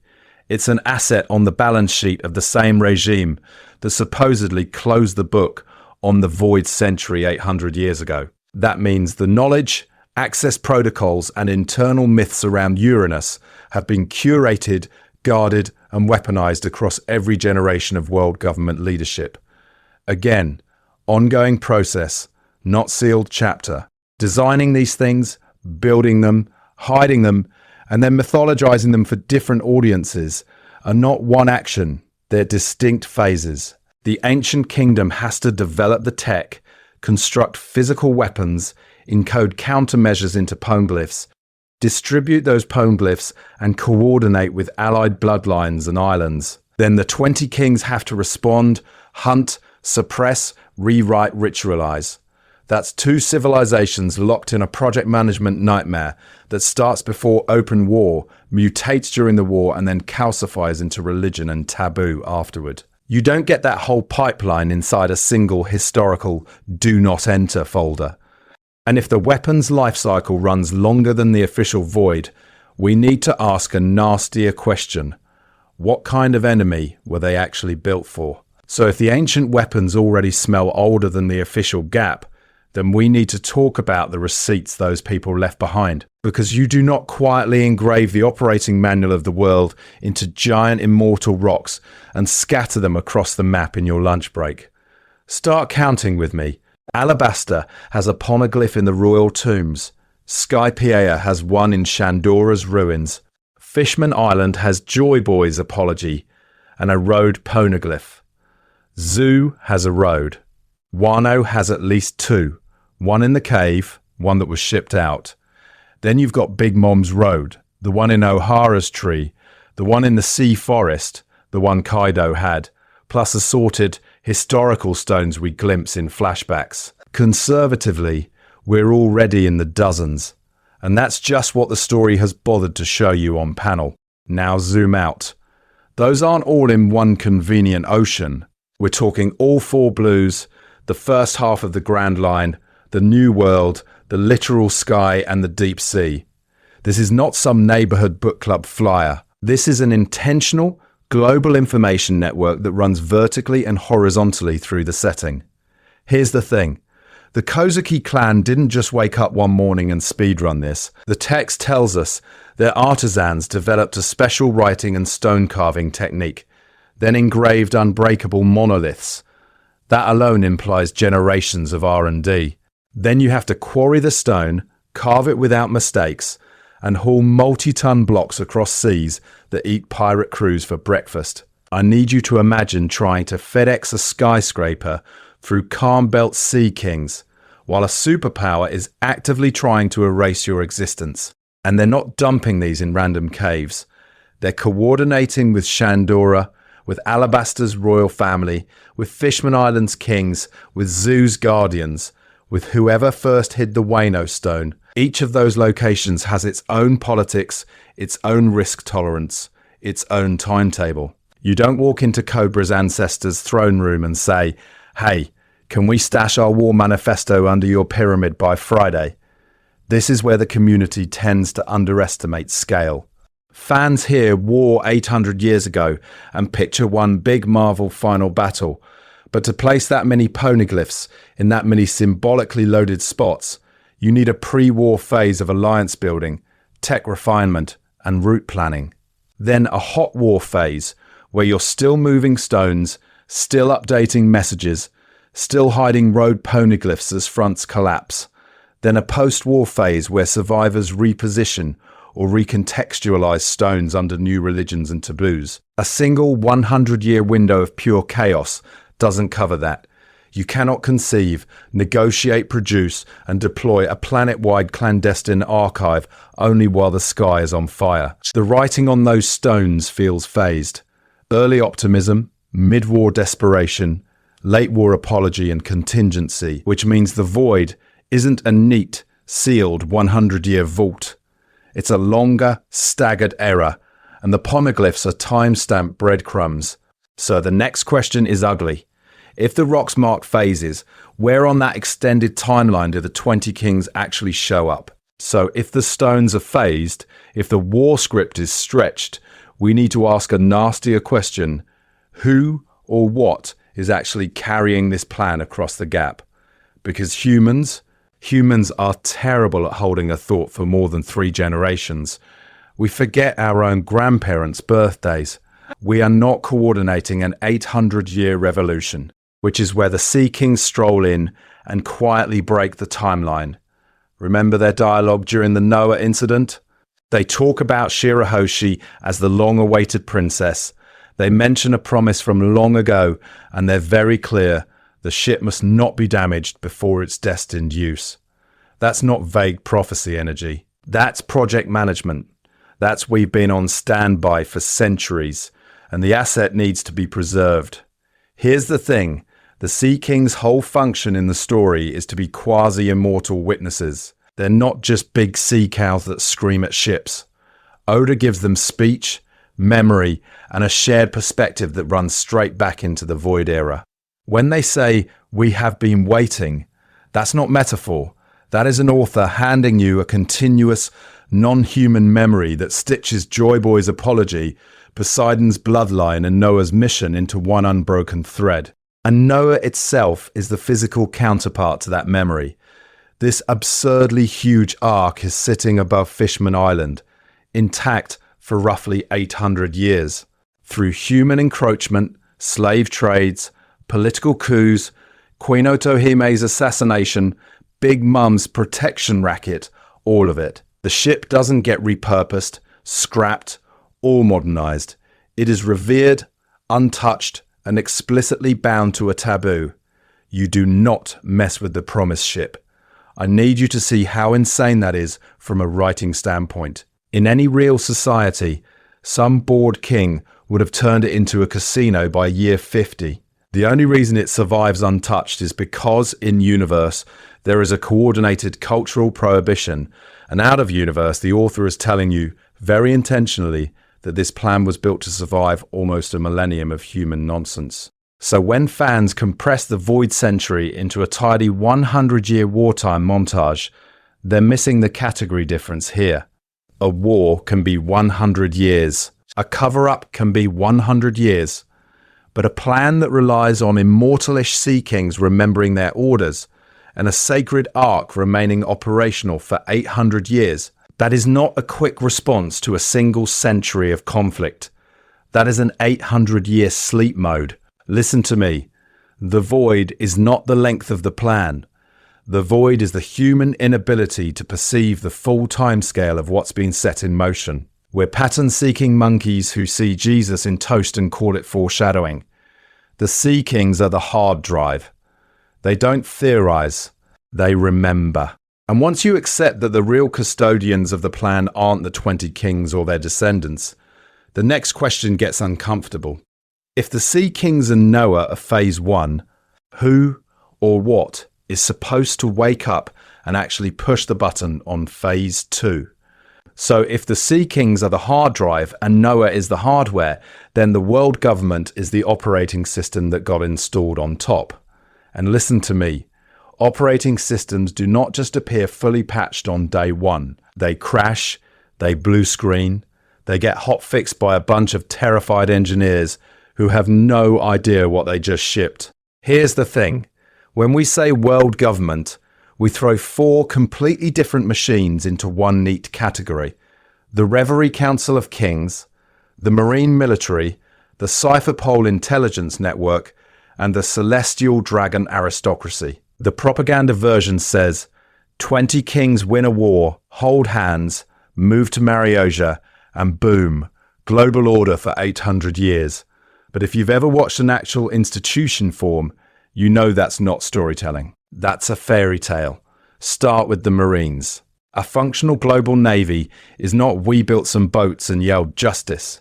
It's supply chains, rank structures, training doctrines, standardized justice symbols, and a moral code that has to be hammered out, broken, and rewritten across generations.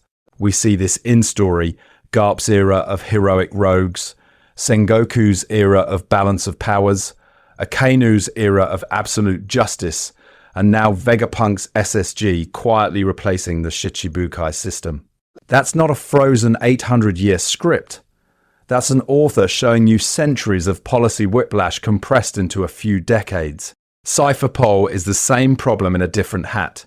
You don't go from, we just finished a genocidal war, to CP0, the masked, untouchable hit squad of the Celestial Dragons, overnight. You start with messy, overlapping spy rings. You centralize, you purge. You create numbered agencies, then are 0 inches above the numbers, because of course some descendant king decided he needed a secret police for the secret police. The foreshadowing is in how casually the story treats CP9 as expendable, then upgrades us to CP0, as if that hierarchy has been iterated 1,000 times off screen. And the Celestial Dragons, an aristocratic caste system that extreme does not stabilize in one generation. The first 20 king's kids are not instantly brainwashed bubble helmet gremlins. You need centuries of inbreeding, theology, and legal precedent to convince an entire bloodline they are gods who can human hunt for sport. That's why the Reverie exists at all. It's the institutional pressure valve where the non-god kings pretend they still matter.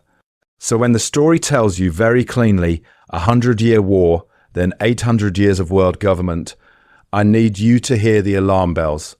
Post-war periods are chaotic. Factions splinter. Successor states fight. The 20 kings and their descendants would have spent generations centralizing power, revising marine doctrine, upgrading Cipher Pole, and codifying celestial dragon divinity through trial and error. This is not a sin. This is normal empire building. Which means the neat 800 years of stable rule is probably a retrofitted myth, not a documentary. The author keeps showing you institutional drift on the micro scale to foreshadow that the macro history was longer, messier, and much less controlled. And if that official history is a clean-up job, then we need to ask a much uglier question. What exactly had to be cut out of the timeline to make the world government's version of events even remotely coherent? So when we ask what got cut, Egghead quietly raises its hand and goes, hey, actually, a lot. Because Oda doesn't answer that ugly question with a lore dump. He answers it with flashbacks to the one guy currently trespassing on the world government's forbidden Google Drive, Vegapunk. First, we get the Ancient Kingdom tech reveal. Not as some vague they were advanced line, but as Vegapunk standing in front of the Iron Giant and basically having a professional crisis. He recognizes the engineering. He can reverse engineer it. But he also tells you, flat out, that even with the world's biggest brain in modern science, he's still decades behind something that was already old 800 years ago. The point isn't just, wow, cool robot. The point is, this tech sits at the far end of a very long R&D curve that does not fit neatly inside a single 100-year window. Then Oda pairs that with Vegapunk's conversation with Dragon. Here's the thing. That scene is not just Dragon was once a normal guy. It timestamps how long Vegapunk has been reconstructing the erased era. We see him pre-punkified, working for the government, already aware of O'Hara, already horrified by the Buster Call, already connecting the dots. That's decades of one genius slowly peeling back layers of propaganda, and he's still not done. If the void century were a simple 900 to 800 gap, this level of slow drip discovery wouldn't make sense. You don't spend your whole life trying to understand a single clean footnote. And then Oda drops the giants. Listen to me. The Elbaf crew hauling O'Hara's books out of a burning lake is not just an emotional payoff for Robin. It's a logistical nightmare that Oda is intentionally putting on screen. Those books have to be dried, catalogued, guarded, and passed down. For 20 years so far in story, sure, but the implication is that the giants are stepping into a relay race that's been going on for centuries. A long-lived, race-preserving, multi-generational research about a war that already happened 800 years ago. That's not a weekend project. That's institutional memory being grafted onto an already ancient archive. Pattern interrupt. If the void century is really just 100 years, why does every egghead flashback make it feel older than most religions? Why does everything around it behave like sedimentary rock, not a clean calendar entry? What Egghead is doing, very quietly, is shifting us from the in-world textbook version of history to the author's real outline. The void century, labelled the community parrots, is the propaganda category. Egghead's flashbacks are Oda walking you backstage and saying, I need you to see how much scaffolding this myth is sitting on. He's not simplifying as we approach the endgame. He's making it more layered, more stratified, more obviously pre-written. This is not a sin. This is not Oda changing his mind. This is Oda finally letting the planned, messy, extended timeline bleed through the sanitized 100-year story. And the next step is to see where the numbers actually break. And here's where we, the fandom, happily make it worse. Because the second Oda lets that messy, extended timeline bleed through, every pattern-seeking monkey in this community, including me, front of the line, banana in hand, sprints to excel. We start drawing gorgeous, color-coded charts that turn about 800 years ago and roughly a century into razor-precise bars on a graph. It feels clean. It feels smart. It feels intentional. Listen to me. It also steamrolls what the story is actually doing. We need to admit this. We are addicted to symmetry. A void century that is exactly 100 years, starting at year 900 and ending at year 800, is so aesthetically pleasing that our brains start auto-correcting the text to fit it. Someone says about 800 years ago. Cool, that's 800 on the dot. Clover says the void century ran from 900 to 800. Perfect, lock it in, no error bars, no uncertainty. The Gorosei vaguely gesture at an age of upheaval. Great, drop that pin exactly at 800 too. Here's the thing, that's not careful reading.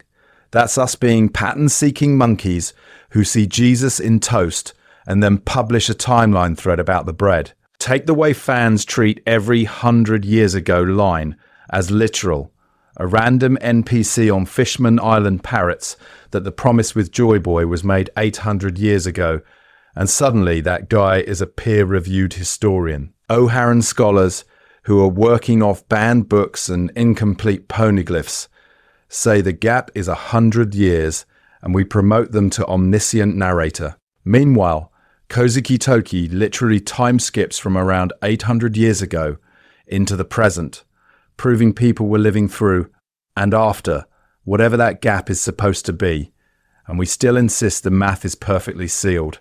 This is not a sin. This is normal. Our brains want the void century to be a tidy, discrete category of history because that makes the foreshadowing puzzle solvable on a whiteboard.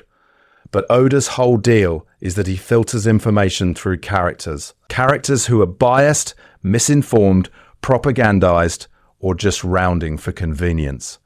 When Robin says the void century was 900 to 800 years ago, that is Robin reporting what O'Hara believed, not Oda handing you an answer key. And when we flatten all that into Oda said 100 years, therefore it is 100 years exactly, we actually underrate his craft. We erase his willingness to let people be wrong on purpose. We ignore how he hides truth inside approximation, how about 800 years ago can be both correct emotionally and off by decades numerically. I need you to hold your timelines more loosely. Treat the official numbers as part of the mystery, not the solution to it. Because once you stop forcing the graph to be pretty, you start noticing where the numbers don't line up at all. And that's where the real void century starts to show through. And to prove it, we're going to break the math on purpose in the next section. So once you stop trying to make the timeline graph pretty, there's a follow-up question you have to ask. If the numbers are messy on purpose, why are they there at all? Why is Oda constantly making you do math in a pirate comic? Here's the thing. In classical writing terms, there's this concept called Chekhov's gun. A super simple version. If you hang a gun on the wall in Act 1, someone better fire it by Act 3. If nobody ever touches it, that gun wasn't foreshadowing. It was just set dressing. It was noise. Chekhov's whole point is that storytelling is about intention. You don't draw the audience's eye to an object, or a line, or a number, unless it matters. So when an author keeps repeating a specific detail, when they underline it in red, 3 arcs in a row, you have to assume it's loaded. You have to assume it's a gun on the mantelpiece. Now apply that to dates. Apply that to void century. Oda is not casually tossing those around the way a fantasy novelist might hand-wave 1,000 years ago and call it a day. He has Robin say from 900 to 800 years ago. He has Clover say a kingdom that flourished during that time. He has the Gorosei flinch when O'Hara gets too close. That's not random lore wallpaper. Those are narrative guns.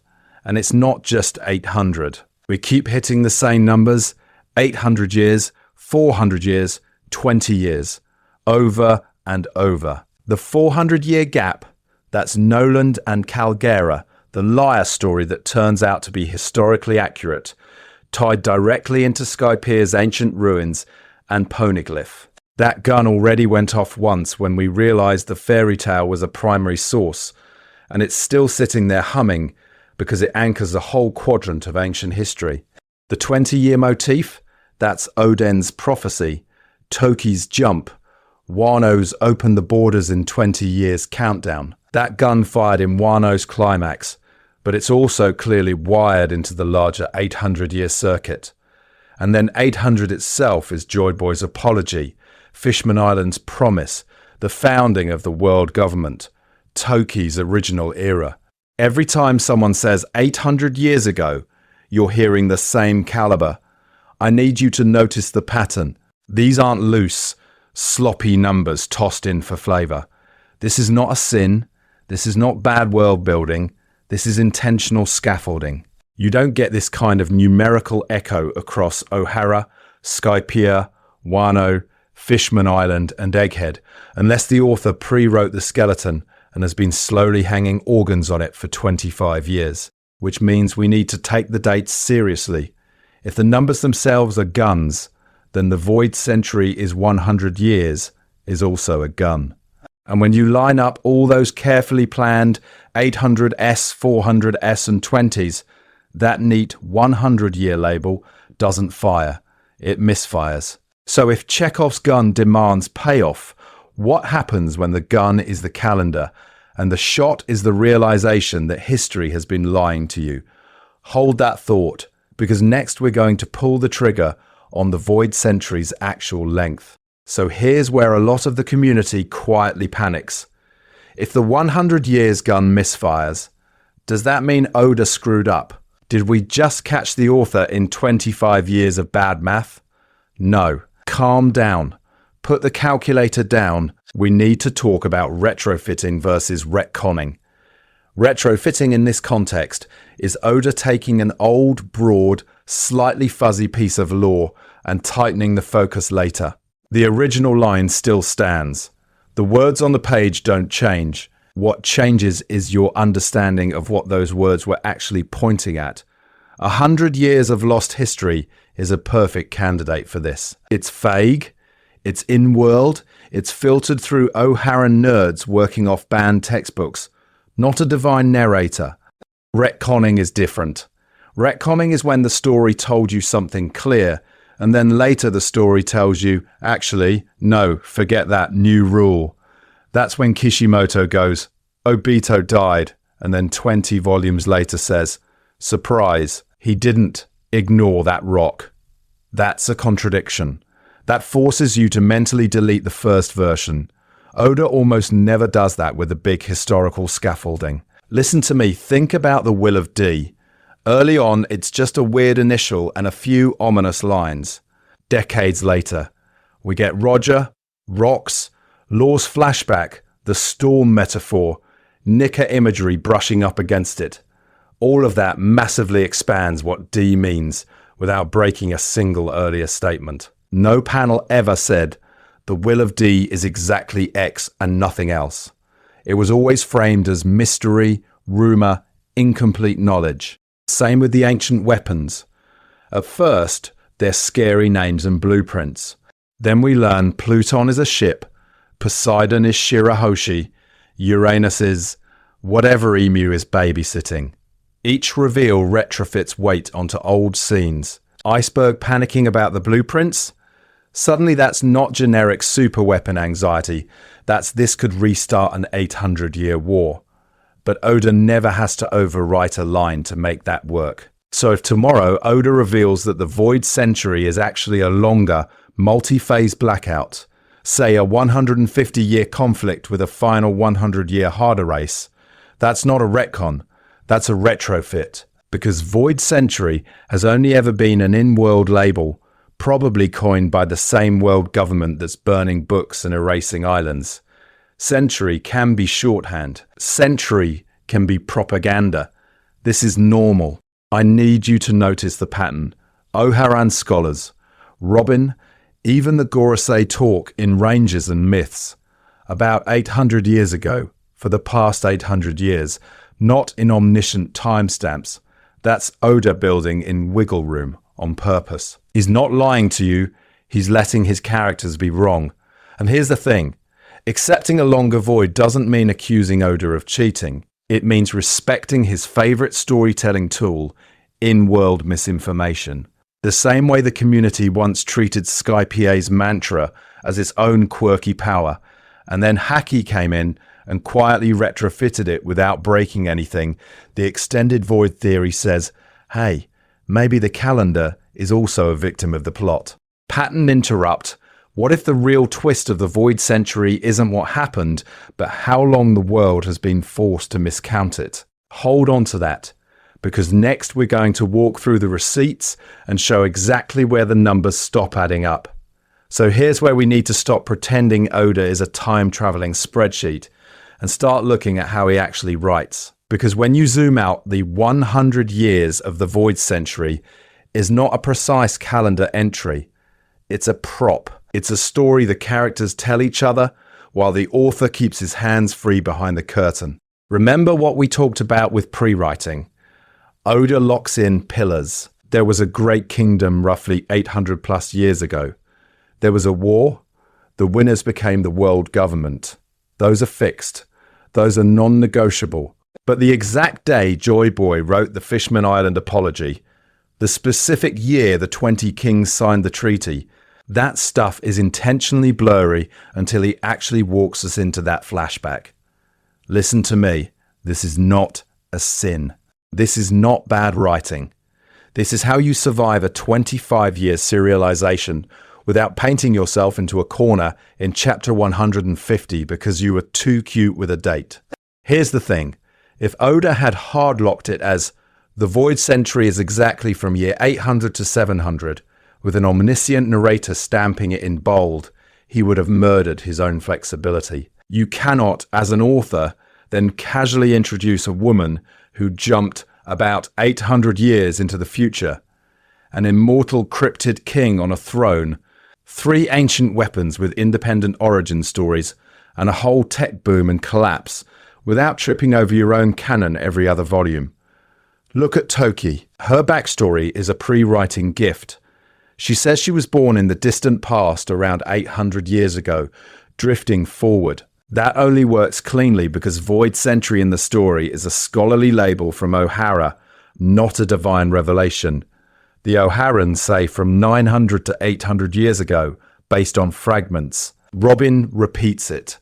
The Gorosei never come out and give you a numbered timeline PowerPoint.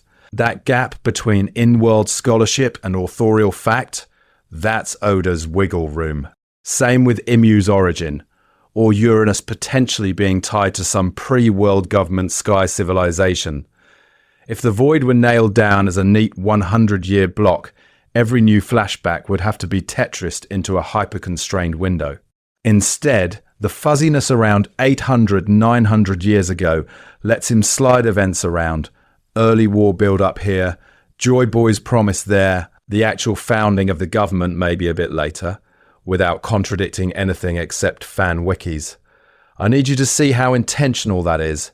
He keeps calling it a century in dialogue, not in narration. That's not an accident. That's an in-world category, a myth. It's the same move he uses with ancient weapons, or Will of D. The characters name it before we understand it. This is fine, this is normal. It means when we finally get the full Void era timeline, it's going to retroactively click. All those about 800 years ago lines, the prophecies, the poneglyphs, the Toki jump, they'll snap into a more complex, staggered sequence, and you'll realize the 100-year label was always a rough mask on a messier history. And once you accept that the century is a flexible in-world term, not a hard authorial timestamp, you can start doing the dangerous thing, actually running the numbers. Because when you do, the math does not behave. So let's actually do the dangerous thing. Let's stop treating Void Century as a magic black box and instead build the messy, overextended timeline the story is quietly daring you to reconstruct. Here's the thing. Once you stop worshipping the 100-year label, the numbers start behaving.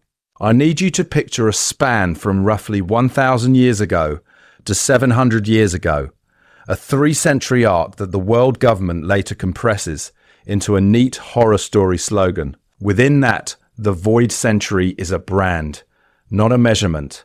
Start around 950 to 1,000 years ago. The ancient kingdom rises. This is your tech boom period. You don't go from stone tablets to continent-busting robots in a weekend. You need generations of research, failure, infrastructure. This is when early poneglyph carving begins, not as wartime graffiti but as a prestige project. The Kozuki develop the script. The first slabs get planted in allied territories. Shandora gets its Light of Shandora.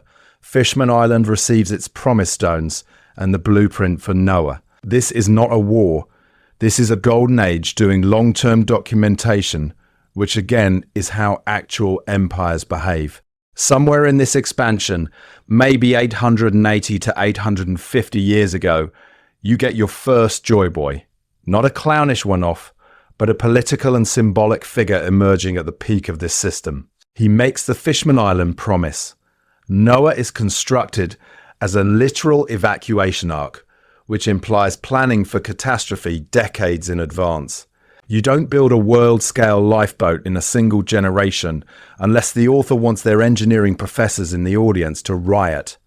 Then, 850 to 750 years ago, the temperature spikes. The 20 kings consolidate, propaganda machines spin up, and conflict with the ancient kingdom escalates from Cold War to open annihilation. This, I'd argue, is the slice in-world scholars later brand as the Void Century, the 100-year window where records are most aggressively erased, where Joy Boy fails, where Toki's original era gets swallowed. We still respect Robin's 900 to 800 figure. We're just admitting it's a scholar's label pinned to the loudest part of a longer disaster. After 800 the war ends, but the timeline doesn't. From 800 to 700 years ago, you're in reconstruction mode. The world government is formally founded, the empty throne myth is written, the lost century is standardized in textbooks. Survivors scatter, poneglyphs are buried deeper, and the narrative of a single clean break is hammered into the community's head until even good faith researchers repeat it. Listen to me. This is a working model. This is not canon. This is not a sin. This is a reader trying to respect every stated date without shoving 300 years of foreshadowing into a 100-year clown car. And once you upgrade your brain to multi-century void, a new problem appears. If this is the arc, then where exactly does Emu sit on it? If you stretch the void from a neat 100 to a messy multi-century arc, the question is not, is that cool headcanon? The question is, does it actually survive contact with the manga? Does it fix problems, or does it start breaking beloved arcs over its knee? So we need to stress test it, not with vague vibes, but with arcs where Oda stapled numbers to stone. Start with Skypiea. Shandora's Poneglyph is explicitly said to be from around 800 years ago.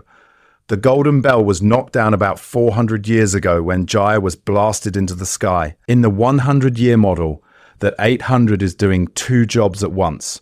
It has to be both somewhere in the void and also basically the beginning of history.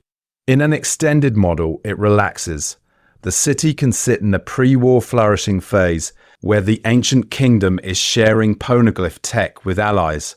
And then 4 centuries later, you get the Bell incident as a post-war aftershock, when the Sky People and Shandians are still dealing with the fallout of a conflict that technically ended generations ago. The war is a long burn. The scars reach all the way up into the clouds. Fishman Island gets even cleaner. Joy Boy's apology and the Noah promise are anchored around 800 years ago, and the Sea Kings talk about a future queen and a promised time as if this is a multi-era construction project, not a 5-year Kickstarter. In a longer void, Joy Boy's era isn't some compressed anime season. It's a sustained movement.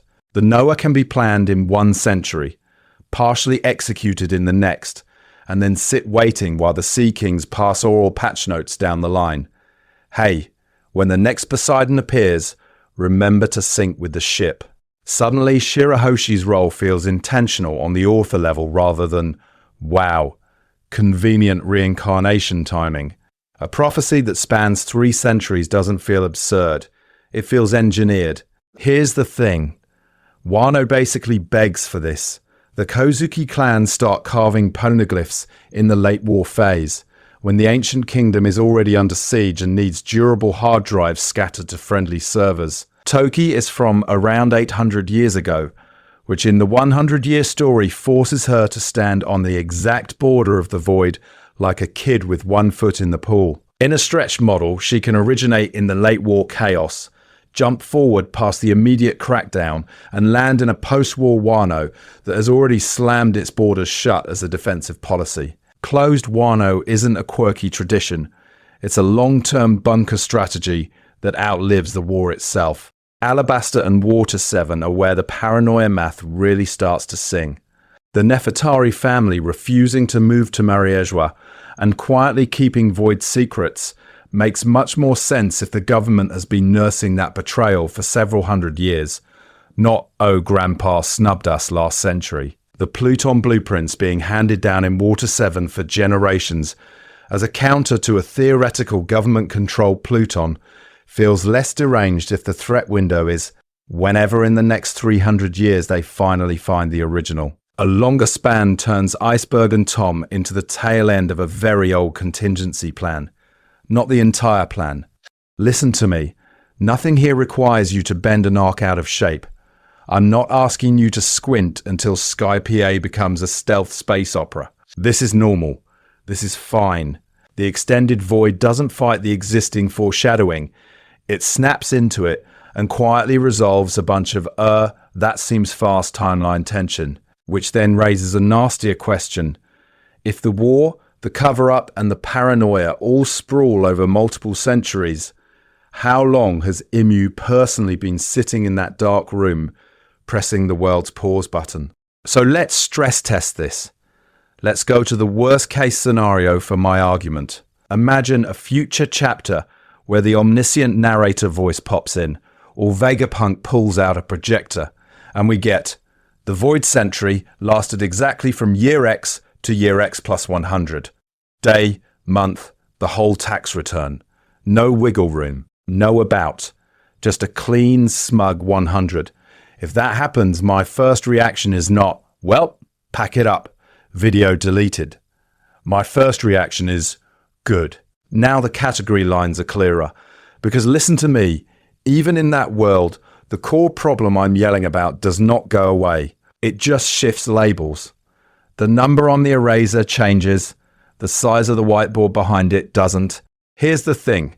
There are two different spans we're talking about, and the community keeps mashing them together as if they're the same object. There's the literal span of erased textbooks, the 100 years that got scrubbed from school curricula, outlawed from O'Hara, turned into that you will be executed for asking zone. Then there's the functional span of the war, the tech curve, the resistance movements, the Joy Boy promise, the Toki jump, the Imu paranoia that clearly bleeds both before and after that bracket.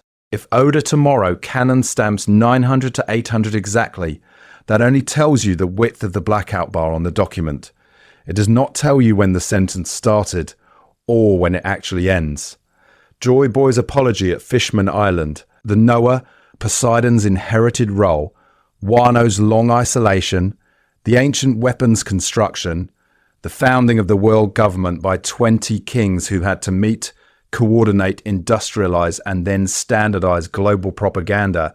You really want all of that planned, built, fought, and mythologized in a single 100-year sprint with no ramp up and no fallout.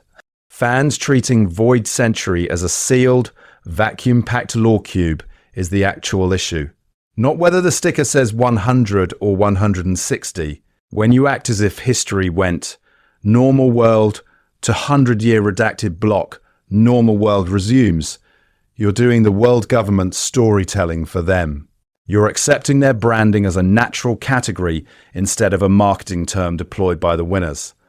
I need you to see how this mirrors the foreshadowing problem. We keep taking in-world statements as if they're the author's voice, when half the time they're propaganda limited perspective or straight up misdirection.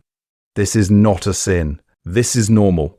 This is how intentional writing about power works. The 100 years stamp can be perfectly canon and still be a strategic crop of a much larger, much uglier picture. So no, the point of this whole deranged timeline spreadsheet is not to win a prediction and farm clout as the pattern-seeking monkey who saw Jesus in the Poneglyphs first. The point is to train you to read Oda's world building with more nuance, more suspicion toward authority, and more attention to who benefits when history gets rounded. Because if the middle has been misbranded, what does that say about the supposed beginning and the supposed end? Because if the middle has been misbranded, what does that say about the supposed beginning and the supposed end? Here's the thing. The community answer is usually, no worries, Oda had the entire 900 to 800 year void century charted in a sacred notebook in 1997 and has never touched an eraser since. And I need you to understand how insane that assumption is. We've turned Oda plans a lot into Oda as a time god who wrote a flawless 900-year chronology on a napkin before Chapter 1. Every time a new detail appears that doesn't fit a fan spreadsheet, the reflex is, no, he definitely accounted for that from day one. Toki's 800-year time jump? Perfectly mapped. Imu? Obviously in the original draft. Egghead's retro sci-fi tech that suddenly reframes the ancient kingdom's level of advancement? Preordained on page 2 of Romance Dawn. And if it doesn't line up, the problem must be us, not the plan. Except, no, that story about the author actually makes the author smaller. It quietly erases the most interesting part of his writing process, the adaptive work, the foreshadowing that was genuinely intentional, and the retrofitting that had to weld new ideas onto old scaffolding without snapping the theme in half. When Oda drops Toki into the exact 800-year window we've been told is void, that isn't just him reading off a 25-year-old script. That's him stress testing his own history and asking, what happens if a survivor literally walks out of the gap? Listen to me. The extended void theory only functions because he left himself breathing room. He clearly fixed the 800-year anchor very early. Around 800 years ago, something huge happened. The world government formed, Joy Boy failed, Poneglyphs were made. That's the load-bearing date. But did he freeze a strict 100-year bracket in carbonite? Or did he intentionally keep the exact length and the internal phases of that void fuzzy so he could later slot in things like Toki, Imu's reign, and Egghead's flashbacks without detonating contradictions? If you assume the notebook was perfect, you miss the craft in that fuzziness. You miss how he can introduce Imu 2 decades in and still make the Will of D, the 20 Kings, and the ancient weapons feel coherent rather than patched. You miss how Egghead's reveal that the ancient kingdom's tech is Vegapunk tier doesn't shatter O'Hara's research. It reinterprets it. That's not omniscient pre-planning. That's a veteran author retrofitting with surgical precision. And this is not a sin. This is fine. This is normal. The real flex is not I never change my mind. The real flex is maintaining emotional and thematic consistency while you quietly refine the numbers, the borders, the categories of history for 25 years. Oda isn't a static god who wrote One Piece in one sitting. He's a living storyteller who keeps negotiating with his own past pages. Which means the question isn't did he always know the Void Century wasn't exactly 100 years? The question is, where can we see him actively bending that 100 to make room for the truth he actually wants to tell next? So to answer that, we need to clean up the language you and I use when we talk about Oda's plans. Because right now the community throws the word foreshadowing at everything that vaguely rhymes with an earlier panel. And listen to me, that is how you end up as the pattern-seeking monkey who sees Jesus in toast and calls it intentional symbolism. We already built 3 categories: foreshadowing, retrofitting, pre-writing, not vibes. Categories. The Void Century is where all 3 are colliding at once, and if you don't separate them, you can't actually tell what's impressive here. Pre-writing first. The big, immovable pillars. Joy Boy existing roughly 800 years ago. Pre-writing. The 800-year promise to Fishman Island. The Noah. The idea that someone in the present will inherit that will. That's not Oda discovering a cool mirror to Luffy in volume 60. That's the author deciding before chapter 1 that the central mystery of the world and the central dream of the protagonist are going to resonate across 8 centuries. Same with the 800-year age of the world government itself. That number keeps showing up because it was baked into the dough. Now, retrofitting. This is not a sin. This is normal. This is fine. When we look at Imu, for example, we have zero evidence that Oda had that exact character design, personality, and name written down in 1997. What we do have is strong evidence that he always planned a hidden sovereign above the Gorosei. The throne, the no one should sit here line, the way the world government's authority always felt too coordinated for 5 old men. Those can be pre-written. The specific flower-crowned cryptid who gardens national flags in a dark room, that can be retrofitted onto that empty space once he reaches Mariwa in the story. Foreshadowing is narrower. It's when Oda has the payoff already in mind and plants a targeted hint, Clover calling the lost nation a kingdom with a name, then getting shot before he can say it. The repeated 800 years ago phrasing around Toki's origin, Joy Boy's apology, and the founding of the government. Those are not random. Those are the gun on the mantle, because the author knows exactly which century, which war, which promise he's going to show you later. Here's the thing. When you stop calling every coincidence foreshadowing and start asking, is this pre-writing, retrofitting, or actual foreshadowing, the story gets more impressive, not less. You start seeing the craft. You see how Oda can thread Toki's 800-year jump through a supposedly void period, then later bend the fuzzy 100 years propaganda around that without tearing the tapestry. And once you accept that the Void Century's length being fuzzy is a deliberate tool, not a continuity error, the math game stops being gotcha and starts being, what is he hiding in that extra space? Which, inconveniently for your sleep schedule, is exactly what we're doing in the next section. So we need to put a number on that extra space. I need you to resist the pattern-seeking monkey brain that wants a clean 100 and nothing else, because when you actually stack the dates, the void isn't a century. It's a whole era, probably in the 180, 220 year range, broken into 3 messy, overlapping phases. Here's the thing, if you anchor on the safest posts we have, Joy Boy's apology around 800 years ago, Toki's jump from about 800 years in the past, the founding of the world government somewhere in that 800 to 900 band, a single 100-year block gets cramped fast. You have to fit the ancient kingdom's technological peak, the build-up of the 20 Kings coalition, a globe-spanning war, the construction and distribution of poneglyphs, the sinking or abandonment of multiple civilizations, and then the bureaucratic cementing of the world government. That is not a 100-year to-do list. That's a multi-generation project plan. So here's my working model. Phase 1, pre-war build-up, roughly 60 to 80 years. This is the ancient kingdom at its height, plus the slow coalition of the future celestial dragons.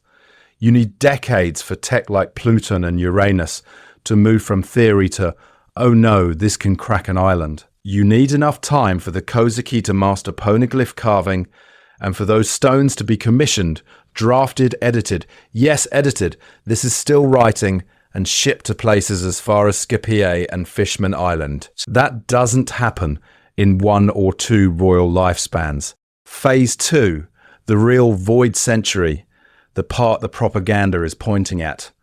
I'd peg this at maybe 70 to 90 years of active conflict, regime change, and targeted erasure. This is where Joy Boy's promise and failure land. This is when Noah is relevant, when Fishman Island's prophecy is seeded, when Toki's original time jumps are intersecting a world that is mid-collapse rather than post-collapse. This is the part the world government needs to sandblast so hard that even the dates get fuzzy. When Robin is told 900 to 800 years ago, that's the sanitized label slapped on the middle, most violently erased band. Phase 3.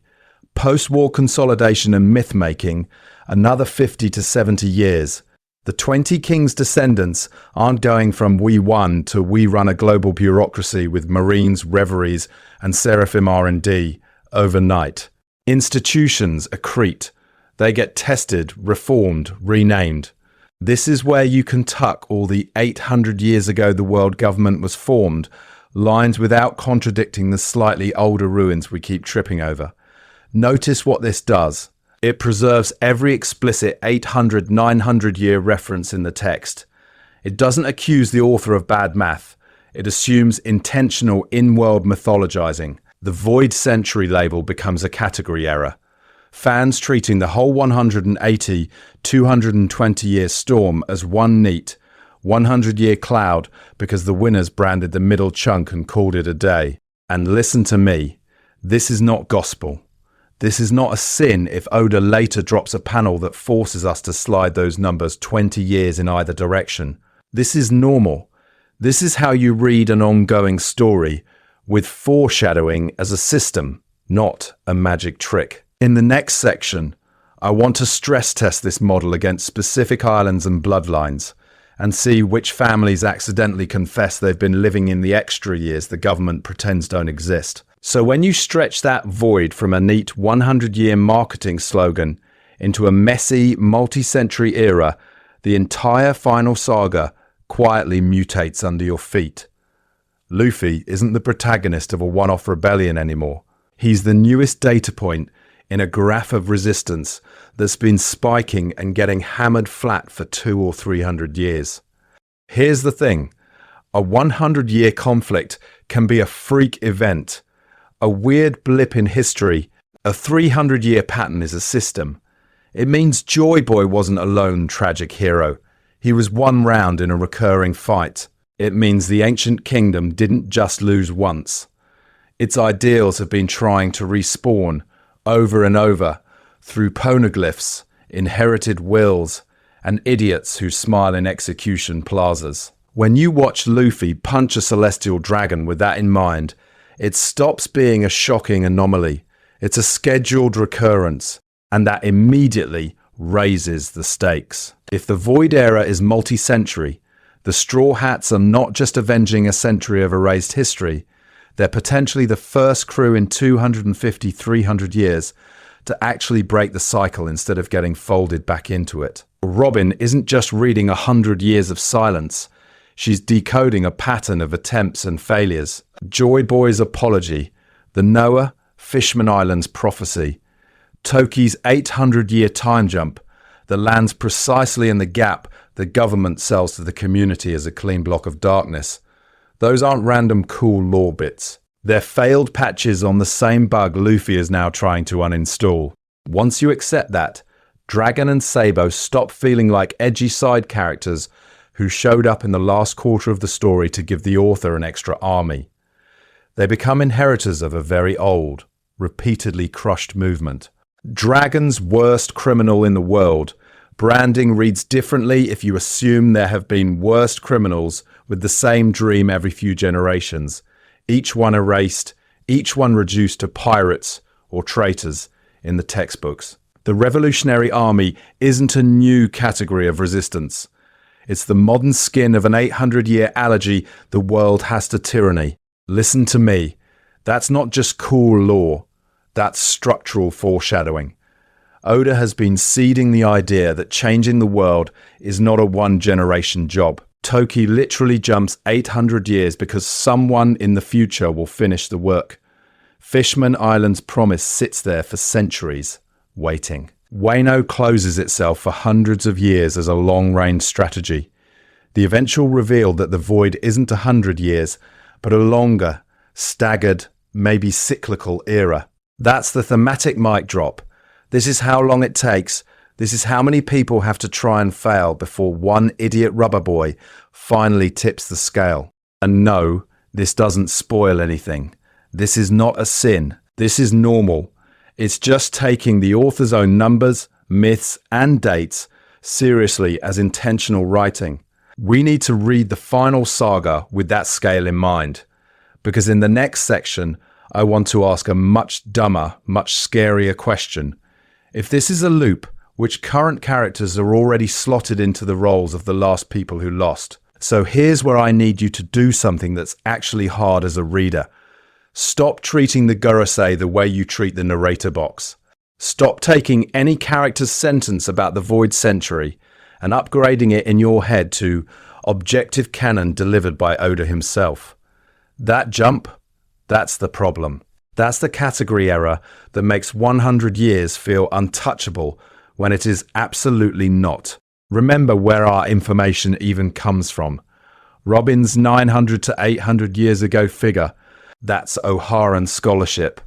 That's Clover and a bunch of archaeology nerds piecing together bombed ruins and magic rocks while the government is actively burning their sources. The Gorosei's version, that's the winners of the last apocalypse delivering a press release. None of these people are an omniscient narrator. They're witnesses, survivors, censors, and listen to me, even Clover, who I adore, is doing history with a blindfold on. He's working off poneglyph fragments, scattered myths, and a tech level so advanced it might as well be alien. He doesn't know how long it takes to build an ancient kingdom, to create indestructible stone records, to wage a global war, and then to found a world government with functioning institutions. He's estimating. He's rounding. He is not doing a precise time and motion study of the apocalypse. Meanwhile, the Gorosei and Emu have every incentive to compress, round, and brand the whole mess as a century. 100 years is clean, marketable. It makes the void feel contained. There was a dark age. We fixed it. Please pay your heavenly tribute. If they admitted, oh yeah, this was a multi-stage collapse over who knows how long, and we're still covering up pieces, that cracks the entire story they're selling. Of course, they're going to standardize the myth. Here's the thing. Treating those in-world statements as if Oda himself descended from heaven and carved them into stone tablets is not media literacy. It's fandom telephone. You're taking propaganda, guesswork, and survivor testimony and promoting it into omniscient fact. When a character says 800 years ago or 100 years, your first question should not be, how do I cram every timeline into that box? It should be, who taught them that? Who benefits if that number sticks? What would be more dangerous if the number were bigger, or messier, or broken into multiple voids? Pattern interrupt. This is not just a one-piece thing. This is not a sin. This is normal storytelling. Authors put unreliable historians in their worlds on purpose. Oda is foreshadowing with the gaps in the record, not just the dates that survive. If you can train yourself to side-eye the Gorosei the way you side-eye a politician giving you a suspiciously round statistic, you're not ruining the fun. You're upgrading your reading skill. And the bonus is, that habit carries over. Questioning in-world authority in fiction is reps for questioning authority out here, which we need to do because in the next part I want to stop trusting the numbers entirely and start asking whose memories and whose bodies are actually spanning this so-called century. So here's where I stop being a theory guy and become your extremely annoying rewatch coach. If we're going to say the century clock is broken, we need to stress test it in the wild, not in abstract charts, in the actual story, on your screen. I need you to go back to Skypiea first. Yes, the arc everyone swears is filler but canon. Rewatch every scene in the Shandora ruins and treat it as a crime scene. Pause on the Poneglyph. Pause on every mention of hundreds of years ago. Ask yourself, is this an omniscient date or is this an archaeological guess from people who have never seen a real history book? That difference is the entire argument. Then I want you in Fishman Island, but with a notebook.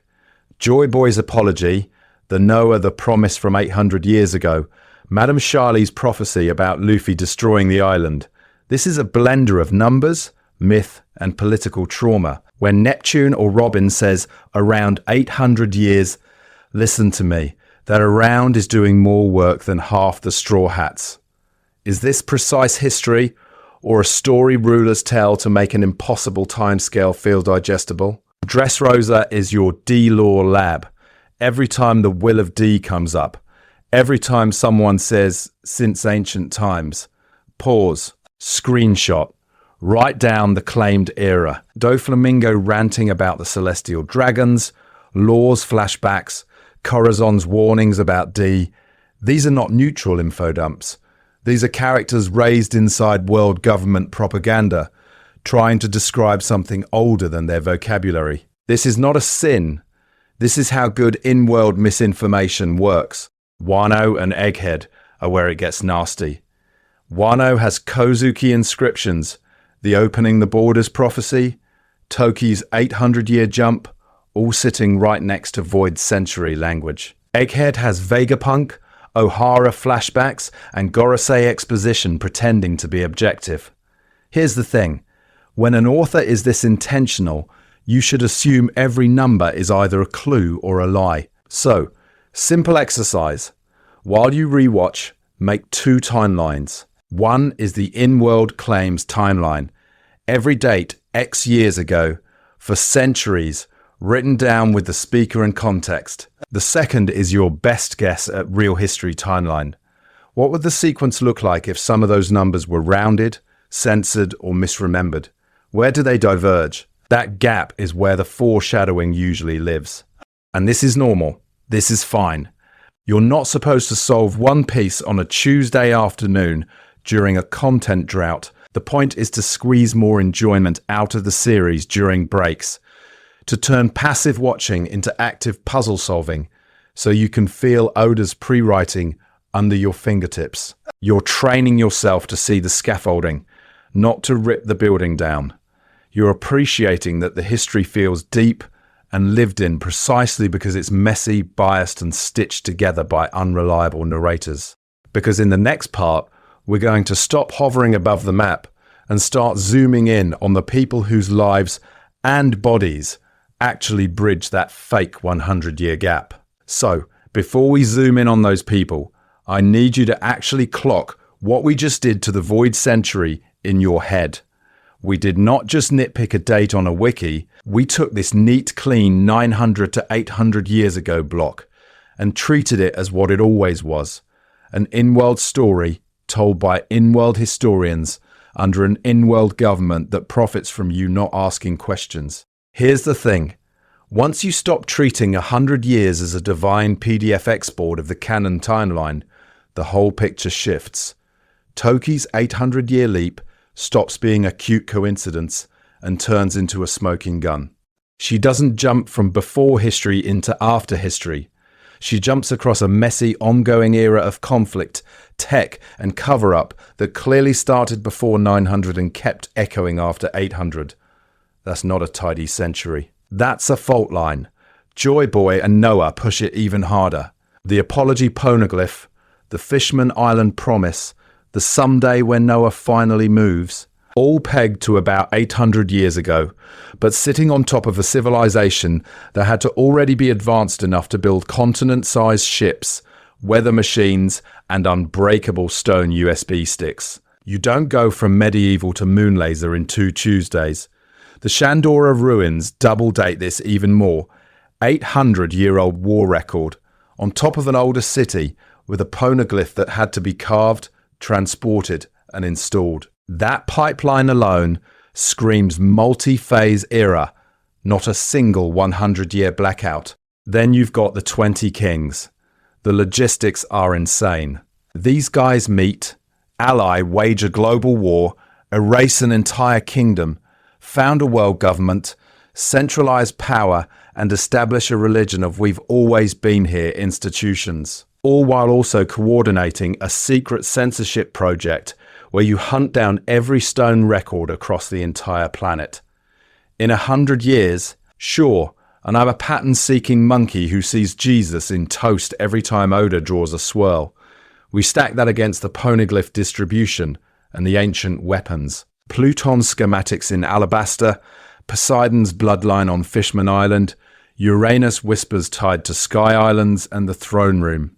These aren't weekend projects. They're the result of generations of planning and generations of suppression, plus an Immu-type figure who by implication has been around long enough to personally curate the lie.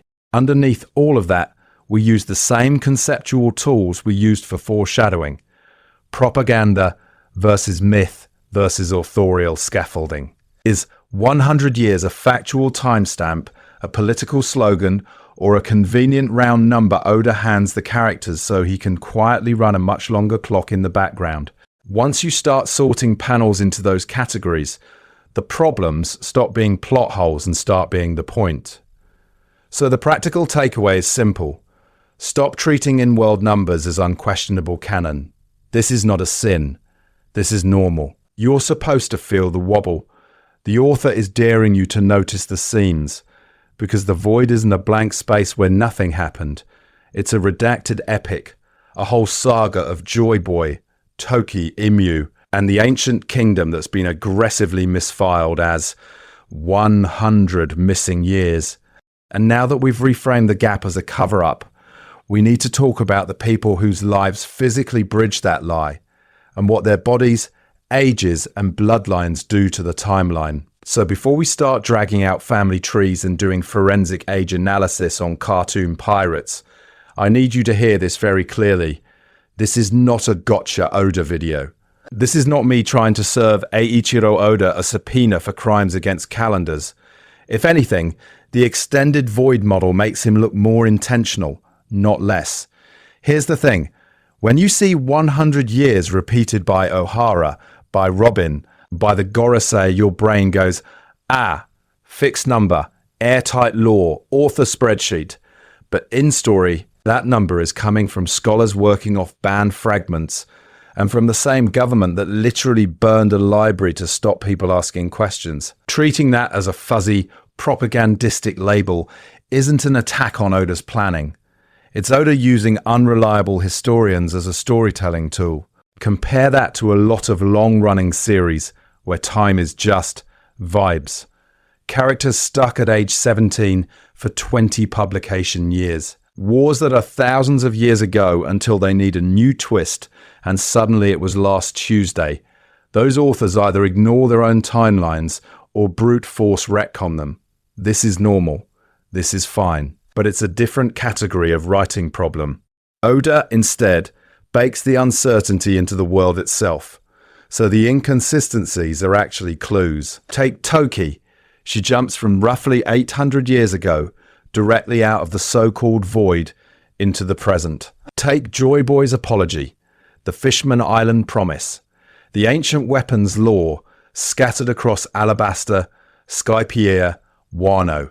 If you try to cram all that tech development, war, prophecy, and political consolidation into a clean 100-year window, it squeaks. If you treat Void Century as a branded cover-up for a longer, staggered dark age, suddenly it's coherent foreshadowing about how deep the lie goes. And listen to me, this is not a sin. Catching that squeak doesn't mean Oda messed up his own homework. It means he trusted you to notice that the official history and the physical evidence don't match. That's not sloppiness. That's mystery design. That's an author who planned the endgame so far ahead he could afford to let the community argue over which numbers are propaganda. I need you to zoom out and compare this to the worst case scenario. Oda could have just quietly retconned dates in SBS, or hand-waved Toki as time magic, don't worry about it, or never given us hard numbers at all. Instead, he keeps dropping specific years, specific reign lengths, specific research claims. He keeps giving pattern-seeking monkeys like me, who see Jesus in toast and Joy Boy in every panel, something to chew on. The joy here isn't catching the author in mistakes. The joy is realizing how much is hiding under the surface once you stop reading the timeline as a wiki page and start reading it as in-universe propaganda. We're not prosecutors building a case against Oda. We're collaborators, stress testing the scaffolding of a story he built to be interrogated. And if that's true, then the next question isn't, did Oda miscount? It's who benefits from the lie and which living characters' bodies quietly disprove the official clock. So here's where you stop being a passive lore sponge and start being dangerous. Not cancelled on Twitter, dangerous. Ruin's lazy timeline takes at parties, dangerous. Because here's the thing. I need you to stop saying the Void Century is 100 years as if Oda came down from Mount Jump with stone tablets. He didn't. Professor Clover said that. The O'Hara scholars said that. The world government printed that. That's an in-universe claim, not a narrator fact. So from now on, train your mouth to say the so-called Void Century or the branded Void Century. Tiny change. Massive mental patch. And I don't mean in a cringe, galaxy brain way where you correct people mid-sentence and lose all your friends. This is not a sin. This is normal. Your job isn't to swing this video around as a blunt weapon. Your job is to plant doubt as gently as Oda plants foreshadowing.